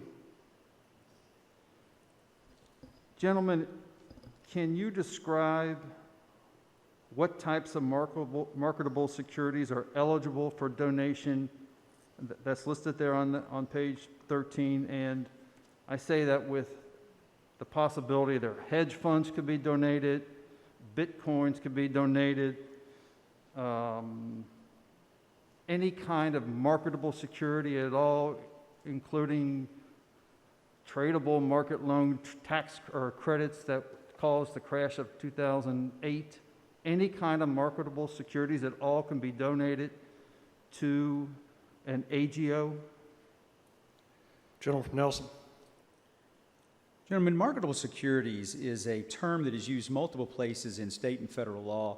The 1933 Securities Act, 34 Securities Exchange Act, the IRS Code. And generally when you're talking about a marketable security, first let's be clear. A hedge fund is a private business that invests in marketable securities, usually doing options, puts, trades, butterflies, things like that. So you couldn't donate a hedge fund. You could donate stock. You could donate cash. Marketable securities, generally speaking, are fungible financial things that can be traded. Gentleman from Kenton. Thank you for that explanation. With that explanation, marketable securities can be donated, and that could include the items that you just referred to. Some of those items can go up and down in value as it exists in an account granting organization. So that would mean that a security that went into the account granting organization that might have had the value of $25 million one particular day or week or month or year after that might change significantly based on its security value. So if the gentleman will yield to another question. Gentleman from Nelson. Can donations of marketable securities result in donors receiving the full tax credit, which, as I believe the bill says, is up to 97%? Gentleman from Nelson. Yeah, so let's be clear. If I have a share of stock, and on the day I give it to you, it's worth $100, I just gave you $100. So that's how that works. Yes. Gentleman from Kenton. Thank you. No further questions. Chair recognizes the gentleman from Spencer for discussion of the matter. Thank you, Mr. Speaker. I appreciate the conversation, discussion by all the members. I'll try and be brief, but I do believe there's a couple of points that need to be cleared up. I've heard, in this discussion over the years, I have heard a lot of terms used that I don't believe are completely accurate in describing House Bill 563. One of those terms is vouchers. Let me give you an example of what a voucher program looks like. That's be the state of Arizona. In Arizona, every child, there's a certain dollar amount out of state funds that is allocated for that child, for that family to choose to send their child to any public school, any private school, any charter school, homeschool, virtual school. That is a voucher. What we're talking about here is an education opportunity account grant. It is not, and it's also been talked about that these are public funds. I'm going to ask a question. We're going to be passing a budget in a few days. And as we go through that budget, I'm going to ask, if you think these are public funds, show me the line item in the budget that appropriates that money. And I'm going to give you a little hint. You're not going to be able to, because it's not going to be there. Because these are not public funds. And I think it's important to make that distinction. I talked earlier about tax expenditures. Every 2 years we get a report. You should have a pretty thick book. I hope you've gotten it. I use it for nighttime reading sometime. A lot of useful information. And in the next time that we have that report from the state budget office, if this legislation passes, it's going to list this scholarship money. And it's going to tell us how much money did not go into the state budget coffers. Just like the exemption for sales tax on food, it's about $500 million. Prescription medicine, the exemption on that for sales tax is about $650 million. Residential utilities are over $400 million. And the list goes on and on and on. Those are not public funds. Those are funds that could be taxed, but because of these tax expenditures, that money is not collected. Now, you've probably heard me talk a lot about we need to review those. And I sincerely want us to review those. If this legislation passes, we need to be keeping, whether I'm here or future members of this body are here, this General Assembly, we need to be looking at this tax expenditure and others. There's been a lot of discussion about education funding. Back in 2016, we passed a budget. In order to do that, most agencies of state government were cut 9%. Higher ed was cut 4.5%. Why was it necessary to make those cuts? Because in 2016, we made a commitment to the teachers' retirement system and put $973 million over that biennium. In 2018, we continued that funding. We also passed legislation, and I'm going to give appreciation to our floor leader, the gentleman from McCracken 1, where we made changes to our tax code. Not everybody agreed with that, but when we came back for the 2020 budget, we saw a substantial increase in revenue. If you saw the report yesterday on our general fund, I think it was up like 4.6% in this month. And I truly believe that's because of changes, proactive, pro-business changes we made. We were on target in 2020 to raise SEEK funding, to raise funding for higher education, and the list goes on and on. Then COVID hit. You know, there's a mindset out there that you're either for school choice or you're for public education. I don't buy into that. I'm for children, I'm for families, and how's the best way that we can educate them? I don't know if any of you have ever met an individual who has benefited from one of these types of programs. Well, I have. Had the opportunity to attend a conference a couple years ago, and there's a young lady there who spoke about her experience getting a EOA, scholarship tax credits from the state of Maryland. I believe she was from Baltimore. She shared with the group how she was in a family of poverty. She went from school to school to school. She was probably on a path to wind up in a gang.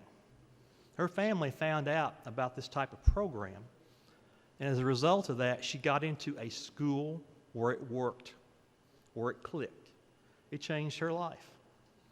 That young lady not only finished school, she graduated from college and got a master's in social work. This legislation will impact people. It will impact people's lives. One thing I've experienced in life, I've had the opportunity to travel abroad in third world countries. Every parent wants what's best for their children. Every parent wants a better life for their children than they had. And that's what this legislation is about. And I encourage you to support House Bill 563. Thank you, Mr. Speaker. Chair recognizes the lady from Campbell, 67, for discussion of the matter. Thank you, Mr. Speaker. Would the sponsor yield to a question or He two? will yield. Thank you. Gentlemen, can you help me understand why the definition of an ESP is different in this bill than current statute? Gentleman from Nelson.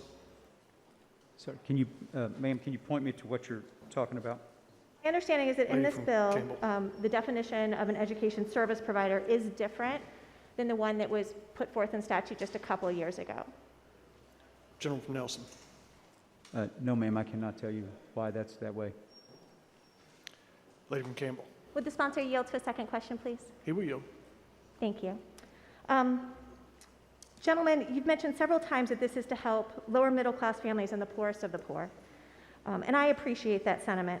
So in my district, we have we have a high percentage of housing insecure students.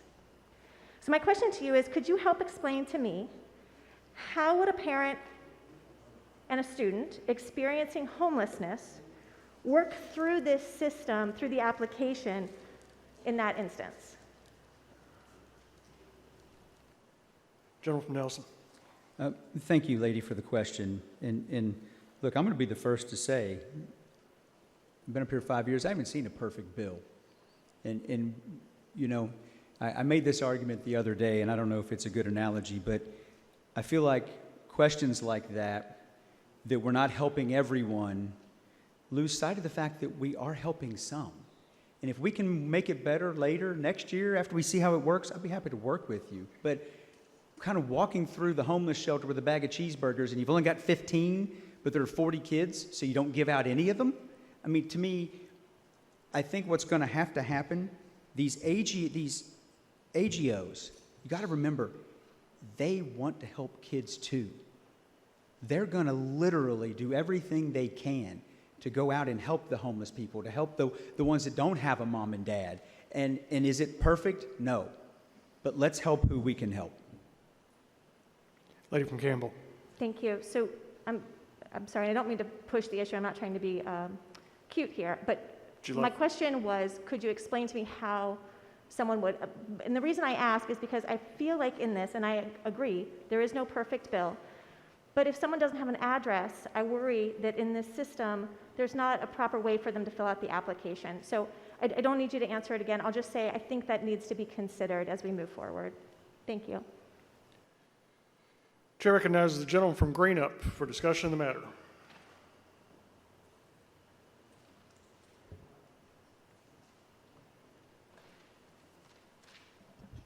Thank you, Mr. Speaker. I have a little different approach on this. You know, I've taught at university level for 31 years, and I've taught P2P, or computer to computer. I've taught dual courses, so I have a lot of experience with that on the educational side. But up home where I was reared, in 1955, when I started school in a two-room schoolhouse, and everybody's heard these stories. The co-bin was out back. We had to go out there to bring the co-in to heat it up. We had on the right side men's, on the left side women's, and they were outside privies.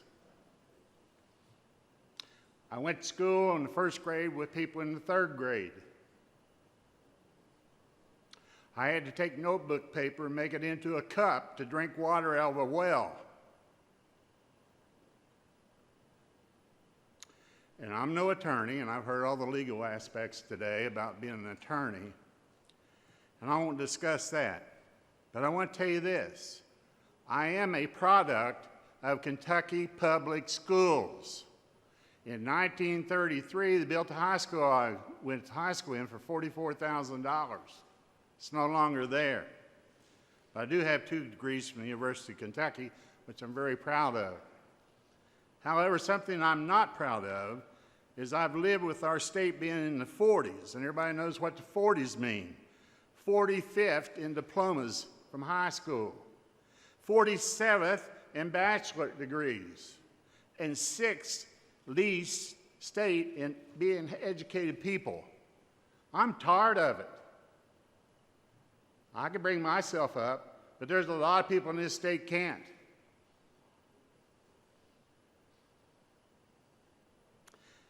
We live in the 40s where it's adult obesity, child obesity, diabetes, heart disease, stroke. So on this bill, we're obligated by the Kentucky Constitution we all took an oath to. In Section 183, it says to provide for an efficient system of common schools throughout this state. And efficient is one of Rudy's favorite words, efficacy. Efficient means to achieve, floor speaker. Efficiency means what? To achieve the maximum. So let's vote yes on this. Let's get out of the box and let's get out of the 40s. I vote yes. Thank you, Mr. Speaker. Chair recognizes the gentleman from Creighton and Ford for discussion of the matter.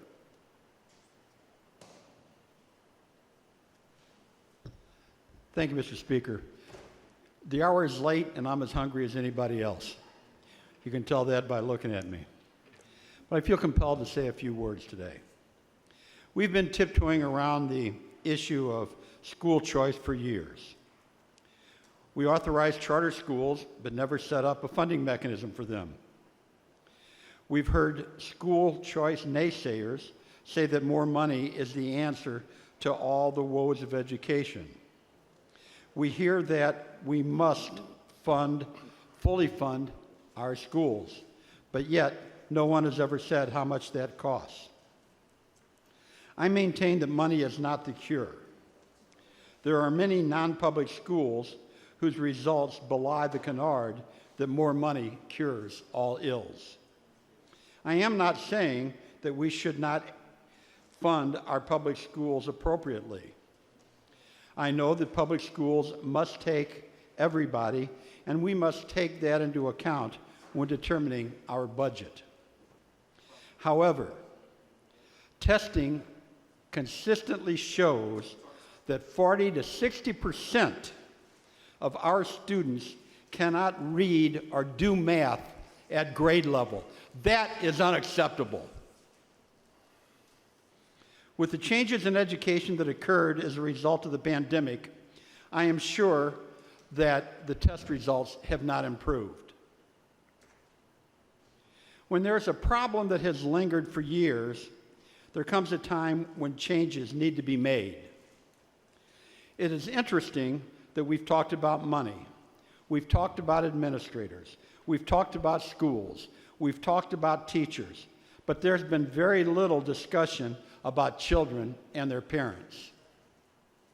There are quite a few members of this honorable body on both sides of the aisle who have chosen to send their children to private schools. Why should parents with less means be denied the opportunity to send their children to a school other than the one in their geographic location? In our country, we value competition. Competition makes us better. Competition among schools should make schools better. It's about time that we take action, however slight it may be today, for children and their families. I urge my colleagues to vote yes on this important bill. Thank you, Mr. Speaker. Chair recognizes the lady from Jefferson 32 for discussion of the matter. Yes, I've been asked a question. May I ask the sponsor a question? He will yield. All right, so I've been asked this question and I didn't know the answer. Revenue, the Department of Revenue, will they have to set up an entirely new office to handle the oversight? And if so, what is the cost to set it up and implement it, and can it be running in time? Gentleman from Nelson. Yesterday, or I guess Wednesday, at the joint interim committee meeting with the Senate and House A&R, a gentleman was asked that question, and he explained to us the Department of Revenue is on board. They were consulted, and they don't think it's going to be a problem. I don't have any cost numbers for you, ma'am. Lady from Jefferson. If I may ask one more question. He will yield. Thank you. What is the definition of success for this program? So are there specific metrics that would be used to evaluate the impact of this program on the children? Gentleman from Nelson. I think you're probably trying to get to the question of are there metrics and are we measuring things, but I'll tell you, for me, success is going to be when we have a poor kid get some opportunity that he didn't have before. Lady from Jefferson. Thank you. Chair recognizes the gentleman from Franklin for discussion of the matter.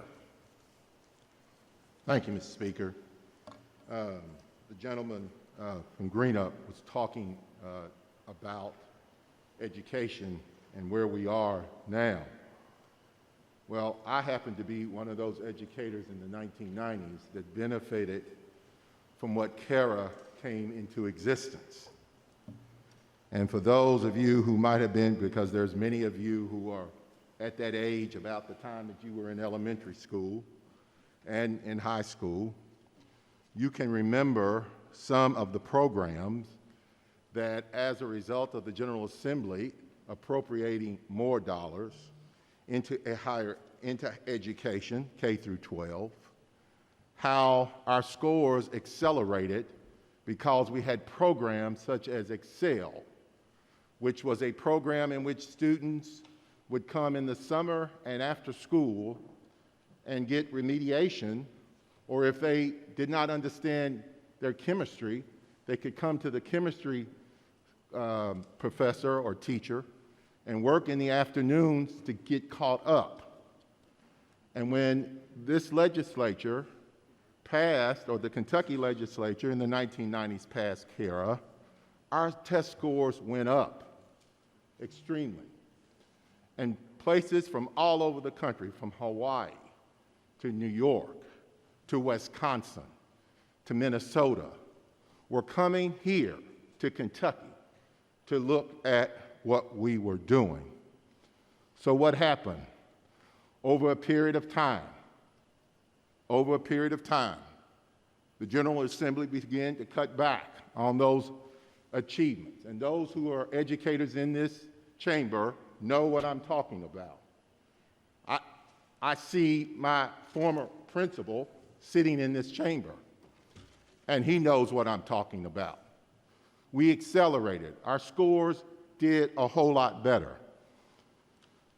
And I want to touch upon the gentleman from Nelson. He said it is the choice, it should be the choice of the parents to decide what they want to do. And I agree with the gentleman from Nelson. It is that choice. But it is not the choice for the taxpayers of this Commonwealth to help fund or to assist in sending their kids to either a private school or a parochial school or to a fundamentalist school. That is the choice you make. And I say that, and I'll be the first to tell you, my wife and I made a decision, primarily my wife, but I made the decision with her. Me being a public educator, my kids did go to private school. But that was the choice we made, and we sacrificed to send them to private school. They eventually went to public schools. Choice, but not at the expense of the taxpayers. Public education has been funded by the taxpayers since almost the start of the country. And you all have heard me talk about the land ordinances out west when we expanded, that they were determined that public education would be established because it was a key to connecting and maintaining a strong democracy. Public education is the key to open the door to economic opportunity, especially when it is properly funded. It has been well documented by research that if we properly fund public education and invest in the three most common threads, and I think the gentleman from Fayette 45 touched on many of those things that are happening in his school district, and he's correct. He is correct. But the one thing that we know, and every researcher has provided to all of us in education, and those of you who are in education, you know this. The research shows that if we invest in preschool and early childhood education, more than likely a child will succeed in school. If we invest in all-day kindergarten and appropriate the funds, our children will succeed in schools. And especially in the early years, those are the most important that a child has as they get through school, because the fundamentals are there in early education. So this is what I say. What we need to do is go back to what we did in the 1990s and invest in providing the funds in the areas where we know it is needed and where it is most effective. And let me just say this. This is not an urban problem. It's an urban and rural problem across Kentucky. And that investment should take place in both areas. The lady from Letcher, you can talk about, and you know what's happening in your area. You know that they could use more additional funds, particularly with those kids who are coming from disadvantaged backgrounds. They need those funds as well. And so I speak to you today that education, we should invest in education, but as a teacher, I know we saw it happen in the 1990s. The disadvantage is that we didn't stick with it. And so now what we have is a great deal or more problems than what we had back then. I want to say to you all, and I will end on this.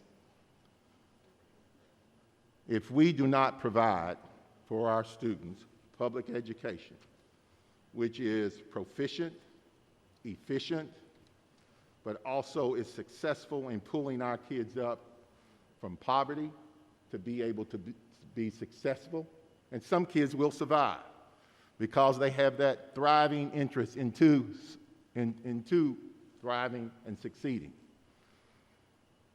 But let us not pass legislation that will, over a period of time, you don't think it will hurt public education, but I guarantee you over a period of time, it will hurt public education. And monies will be taken from public education to help those who want to put their kids in public, private, parochial schools, and that's not right. The choice should be to appropriate the dollars that will help our schools all across this state to succeed and have success in educating our public school students. Because without an educated public, it's going to be very difficult in the near future for us to attract businesses to Kentucky, because our education system is not up to par. And I guarantee you, if you talk with your Chamber of Commerce in your local communities, they will tell you when industry is ready to come into a community, the first thing they ask about is education. Education, because education is the key to success, not only for the communities which you represent, but for the Commonwealth of Kentucky. I urge you to defeat this bill. It's not the right bill. for us to pass. Thank you. Chair recognizes the gentleman from Jefferson 36 for discussion of the matter. Thank you, sir. Mr. Speaker, at the risk of sounding like Groundhog Day, may I make a motion to suspend the rules in order to hear House Floor Amendment 20?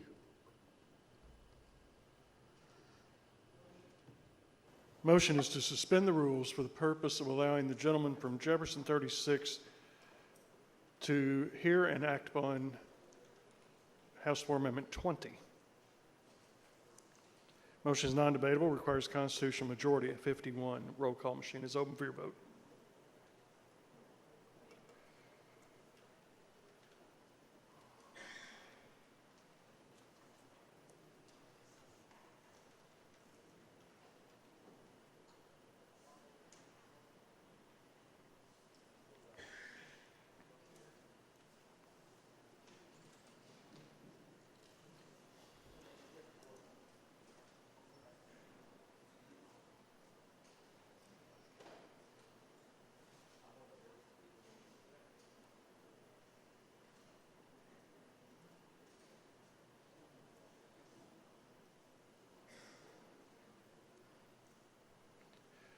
Clerk will take the roll. That means 72 members voting aye.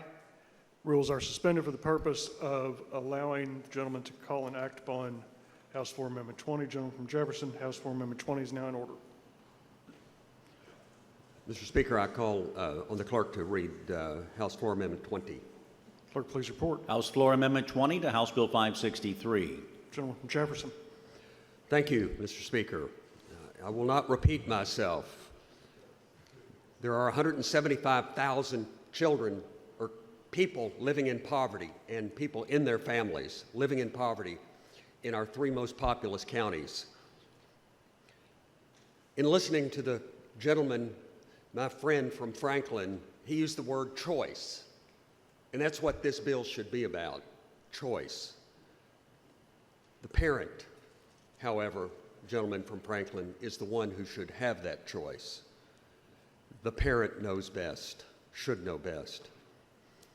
I'm a product of public schools. I have two grandchildren in Jefferson County public schools, and my daughter went to public schools through the 7th grade until that school was not meeting her needs. Fortunately, I had the means to send her to a school that did meet her needs. She graduated from college and earned a master's degree and is working in Louisville. I will do nothing that I think will jeopardize the education of my grandchildren, but I cannot ignore the plight of the children in poverty in our three most populous counties, whose parent would like to make the choice to move them to a school who better meets their needs. Now, I'm going to illustrate my point with mentioning a school. Actually, it's close to my district. It's in a building I used to go to church in, but it's in the district of the gentleman from Jefferson 33, and its name is Summit Academy. Summit Academy is set up for children who learn differently, but it's got a very expensive price tag. So people scrimp and save to be able to send their children that just needs that extra attention, that needs what, unfortunately, our public schools in Jefferson County are not able to deliver because they have a 6-to-1 student-teacher ratio.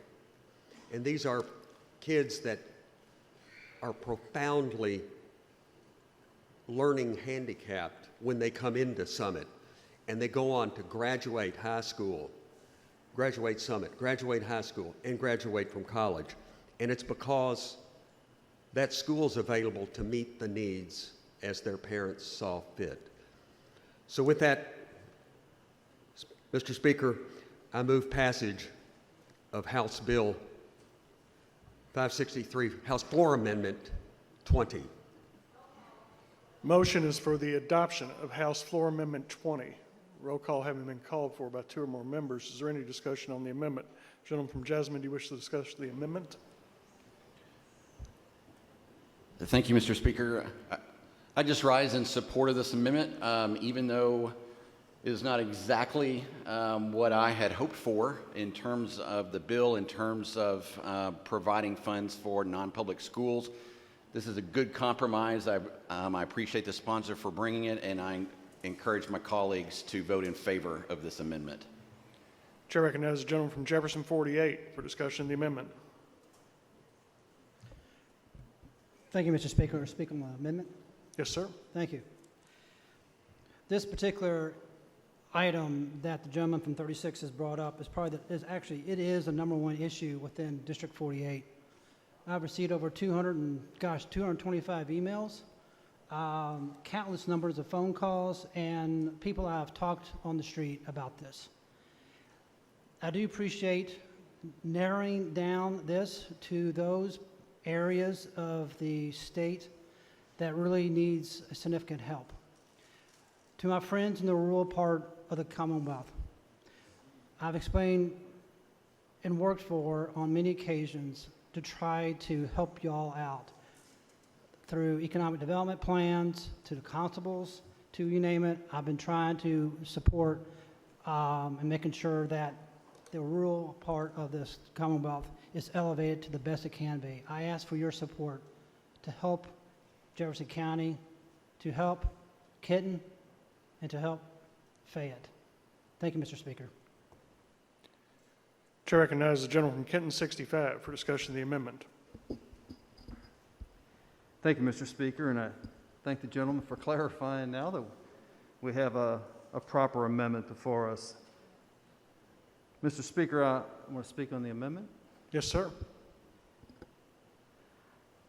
I would posit before this body that this amendment affects my district more than all 99 other districts here. I have 5 parochial grade schools in my district. I have 5 public elementary schools in my district. I have Notre Dame Academy, Covenant Catholic High School, Holy Cross High School in my district. And I've polled on this question, and we're split 50-50. It's very difficult. But this amendment affects just these 3 large counties. However, in northern Kentucky, we have 2 other large counties nearby. As the gentleman from Kenton 69 will know, he's in both counties with his district, and this is going to affect kids in Boone County.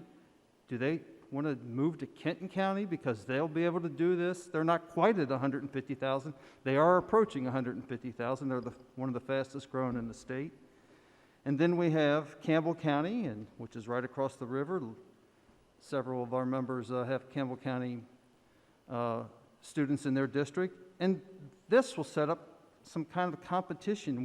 There's more than 100,000 residents in Campbell County. There are many good arguments here on both sides of this debate, because I too have right around the corner in a community near me pockets of poverty, kids that would do well if they had the means to attend some other school. And I'll just leave it at that, whether private or public. And I can tell you from a family of 12, there were 6 boys, 6 girls. We all started at parochial elementary school. And while some of my older siblings were able to attend parochial high school, we couldn't afford it when it got to our age group, the ones of my age and below me. And we went to public school. We got a great education at Ludlow High School, which, by the way, has more tuition-paying students than any other high school in the state, percentage-wise. And in our area, we have our public schools with reciprocal agreements that works, that gives them those options those options that we're talking about parents needing and wanting. And it's working already in the public school system. When there are those few kids who will be able to benefit from this, and I say it's going to be a small amount of kids, a small amount of families, and the biggest amount is going to be perhaps in my district, but still the challenges created by the types of AGOs that are created, by the types of the educational accounts that are created, the whole bureaucracy that is being set up to affect a very small amount of kids, I don't believe is worth it. I don't believe this this particular floor amendment is worth separating out Kenton County, Fayette County, and Jefferson County. And for that reason, I am speaking against it, and I urge the members to vote against it. Thank you. Lady from Henry, do you wish to discuss the amendment? Recognized to do so. That's correct. I rise in support of full school choice today.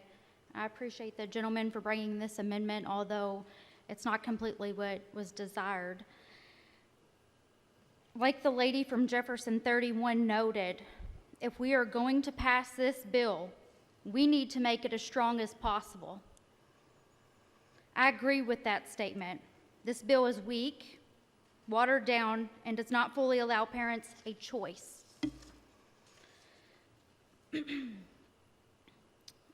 I myself attended 5 different elementary schools before 3rd grade, 4 of which were in Jefferson County, 1 was in Bullitt County.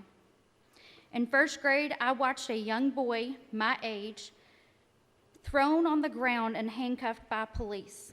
Behavior issues in Jefferson County schools are concerning. Children living in poverty are failed at no fault of their own. Parents are failing their child, again, no fault of their own. Ask yourself, shouldn't everyone, regardless of race, economic status, and geographic location, be offered an equal opportunity in education? Students living in Louisville, Fayette, Boone, and so on deserve a chance to fight the vicious cycle of poverty that they were dealt. And again, that vicious cycle of poverty was dealt to them at no fault of their own. I'd also like to add that this is a bipartisan effort. I urge this body to pass this amendment. It is so dearly needed and necessary.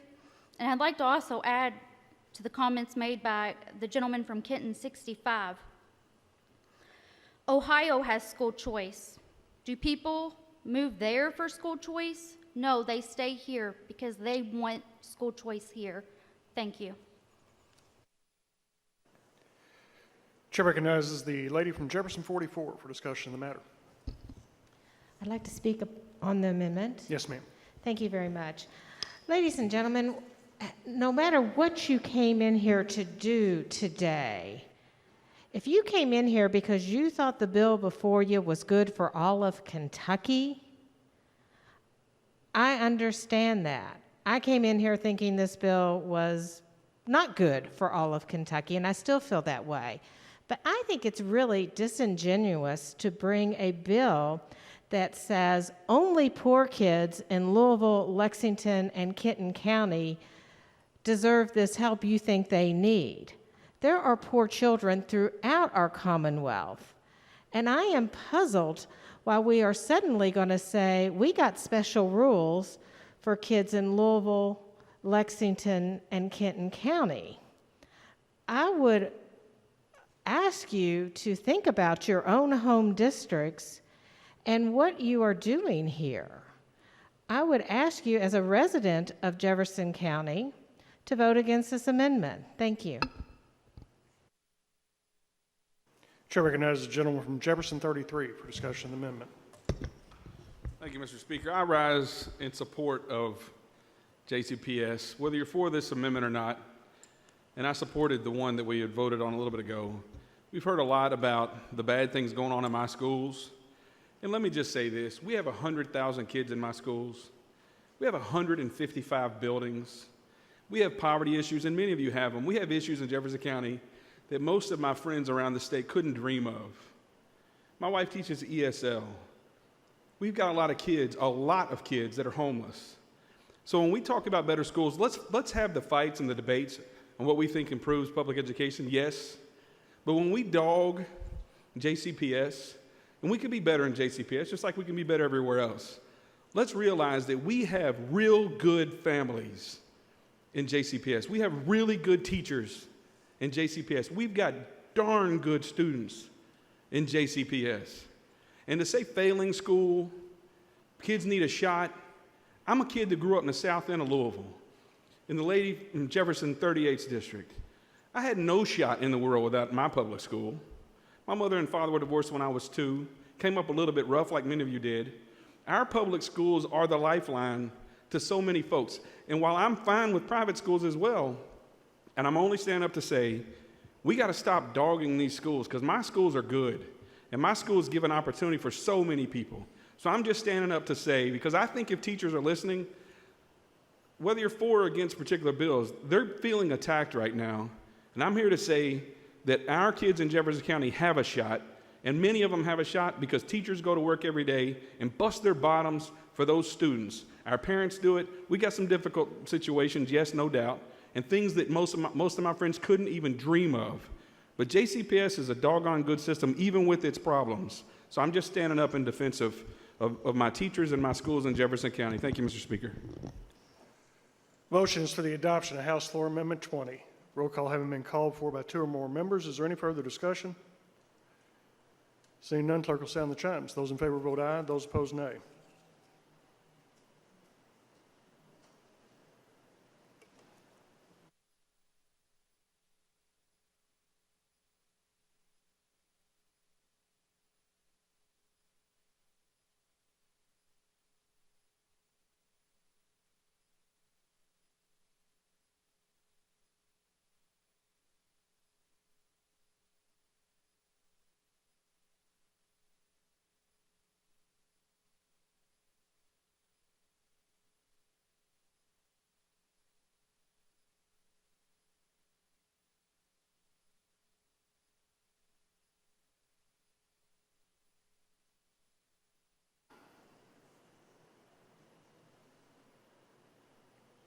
Have all members voted?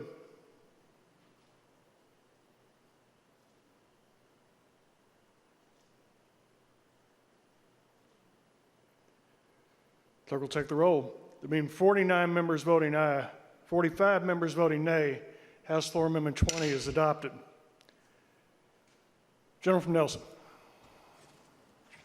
Thank you, Mr. Speaker. I've been here a long time. Let me now move once again for final passage of House Bill 563 as amended by committee substitute, House Floor Amendment 1, 14, and 20. Question before the body. State your point. Mr.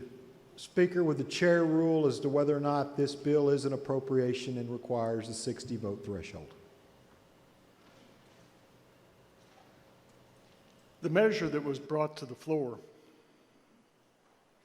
which was House Bill 563, as amended by House Committee Substitute 1, was not, in fact, an appropriation.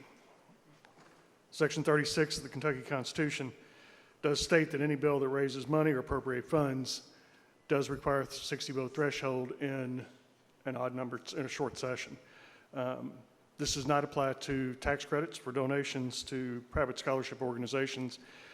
And as such, this bill neither raises revenues nor appropriates funds. This was spoken to most recently in the Arkin Counter versus Parkinson case, where the court found that a tax rebate or benefit neither raises revenue or constitutes an appropriation.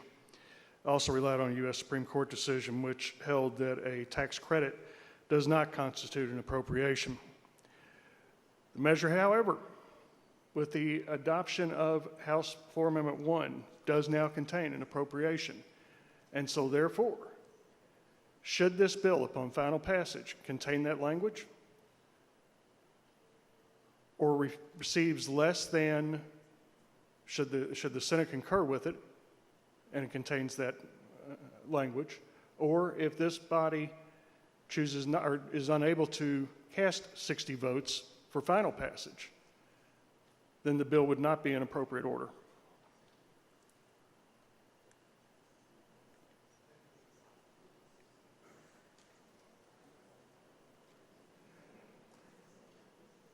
Is there any further discussion? Seeing none, clerk will sound the chimes. Those in favor vote aye, those opposed nay, and the roll call is open for your vote.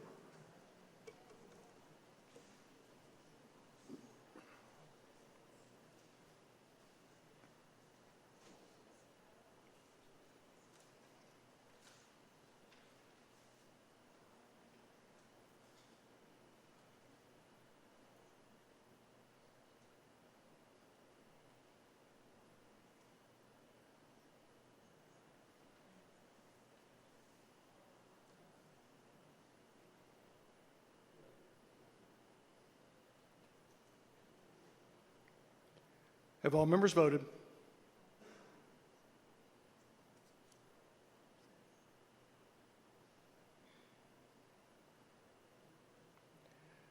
Does any member wish to change or explain their vote?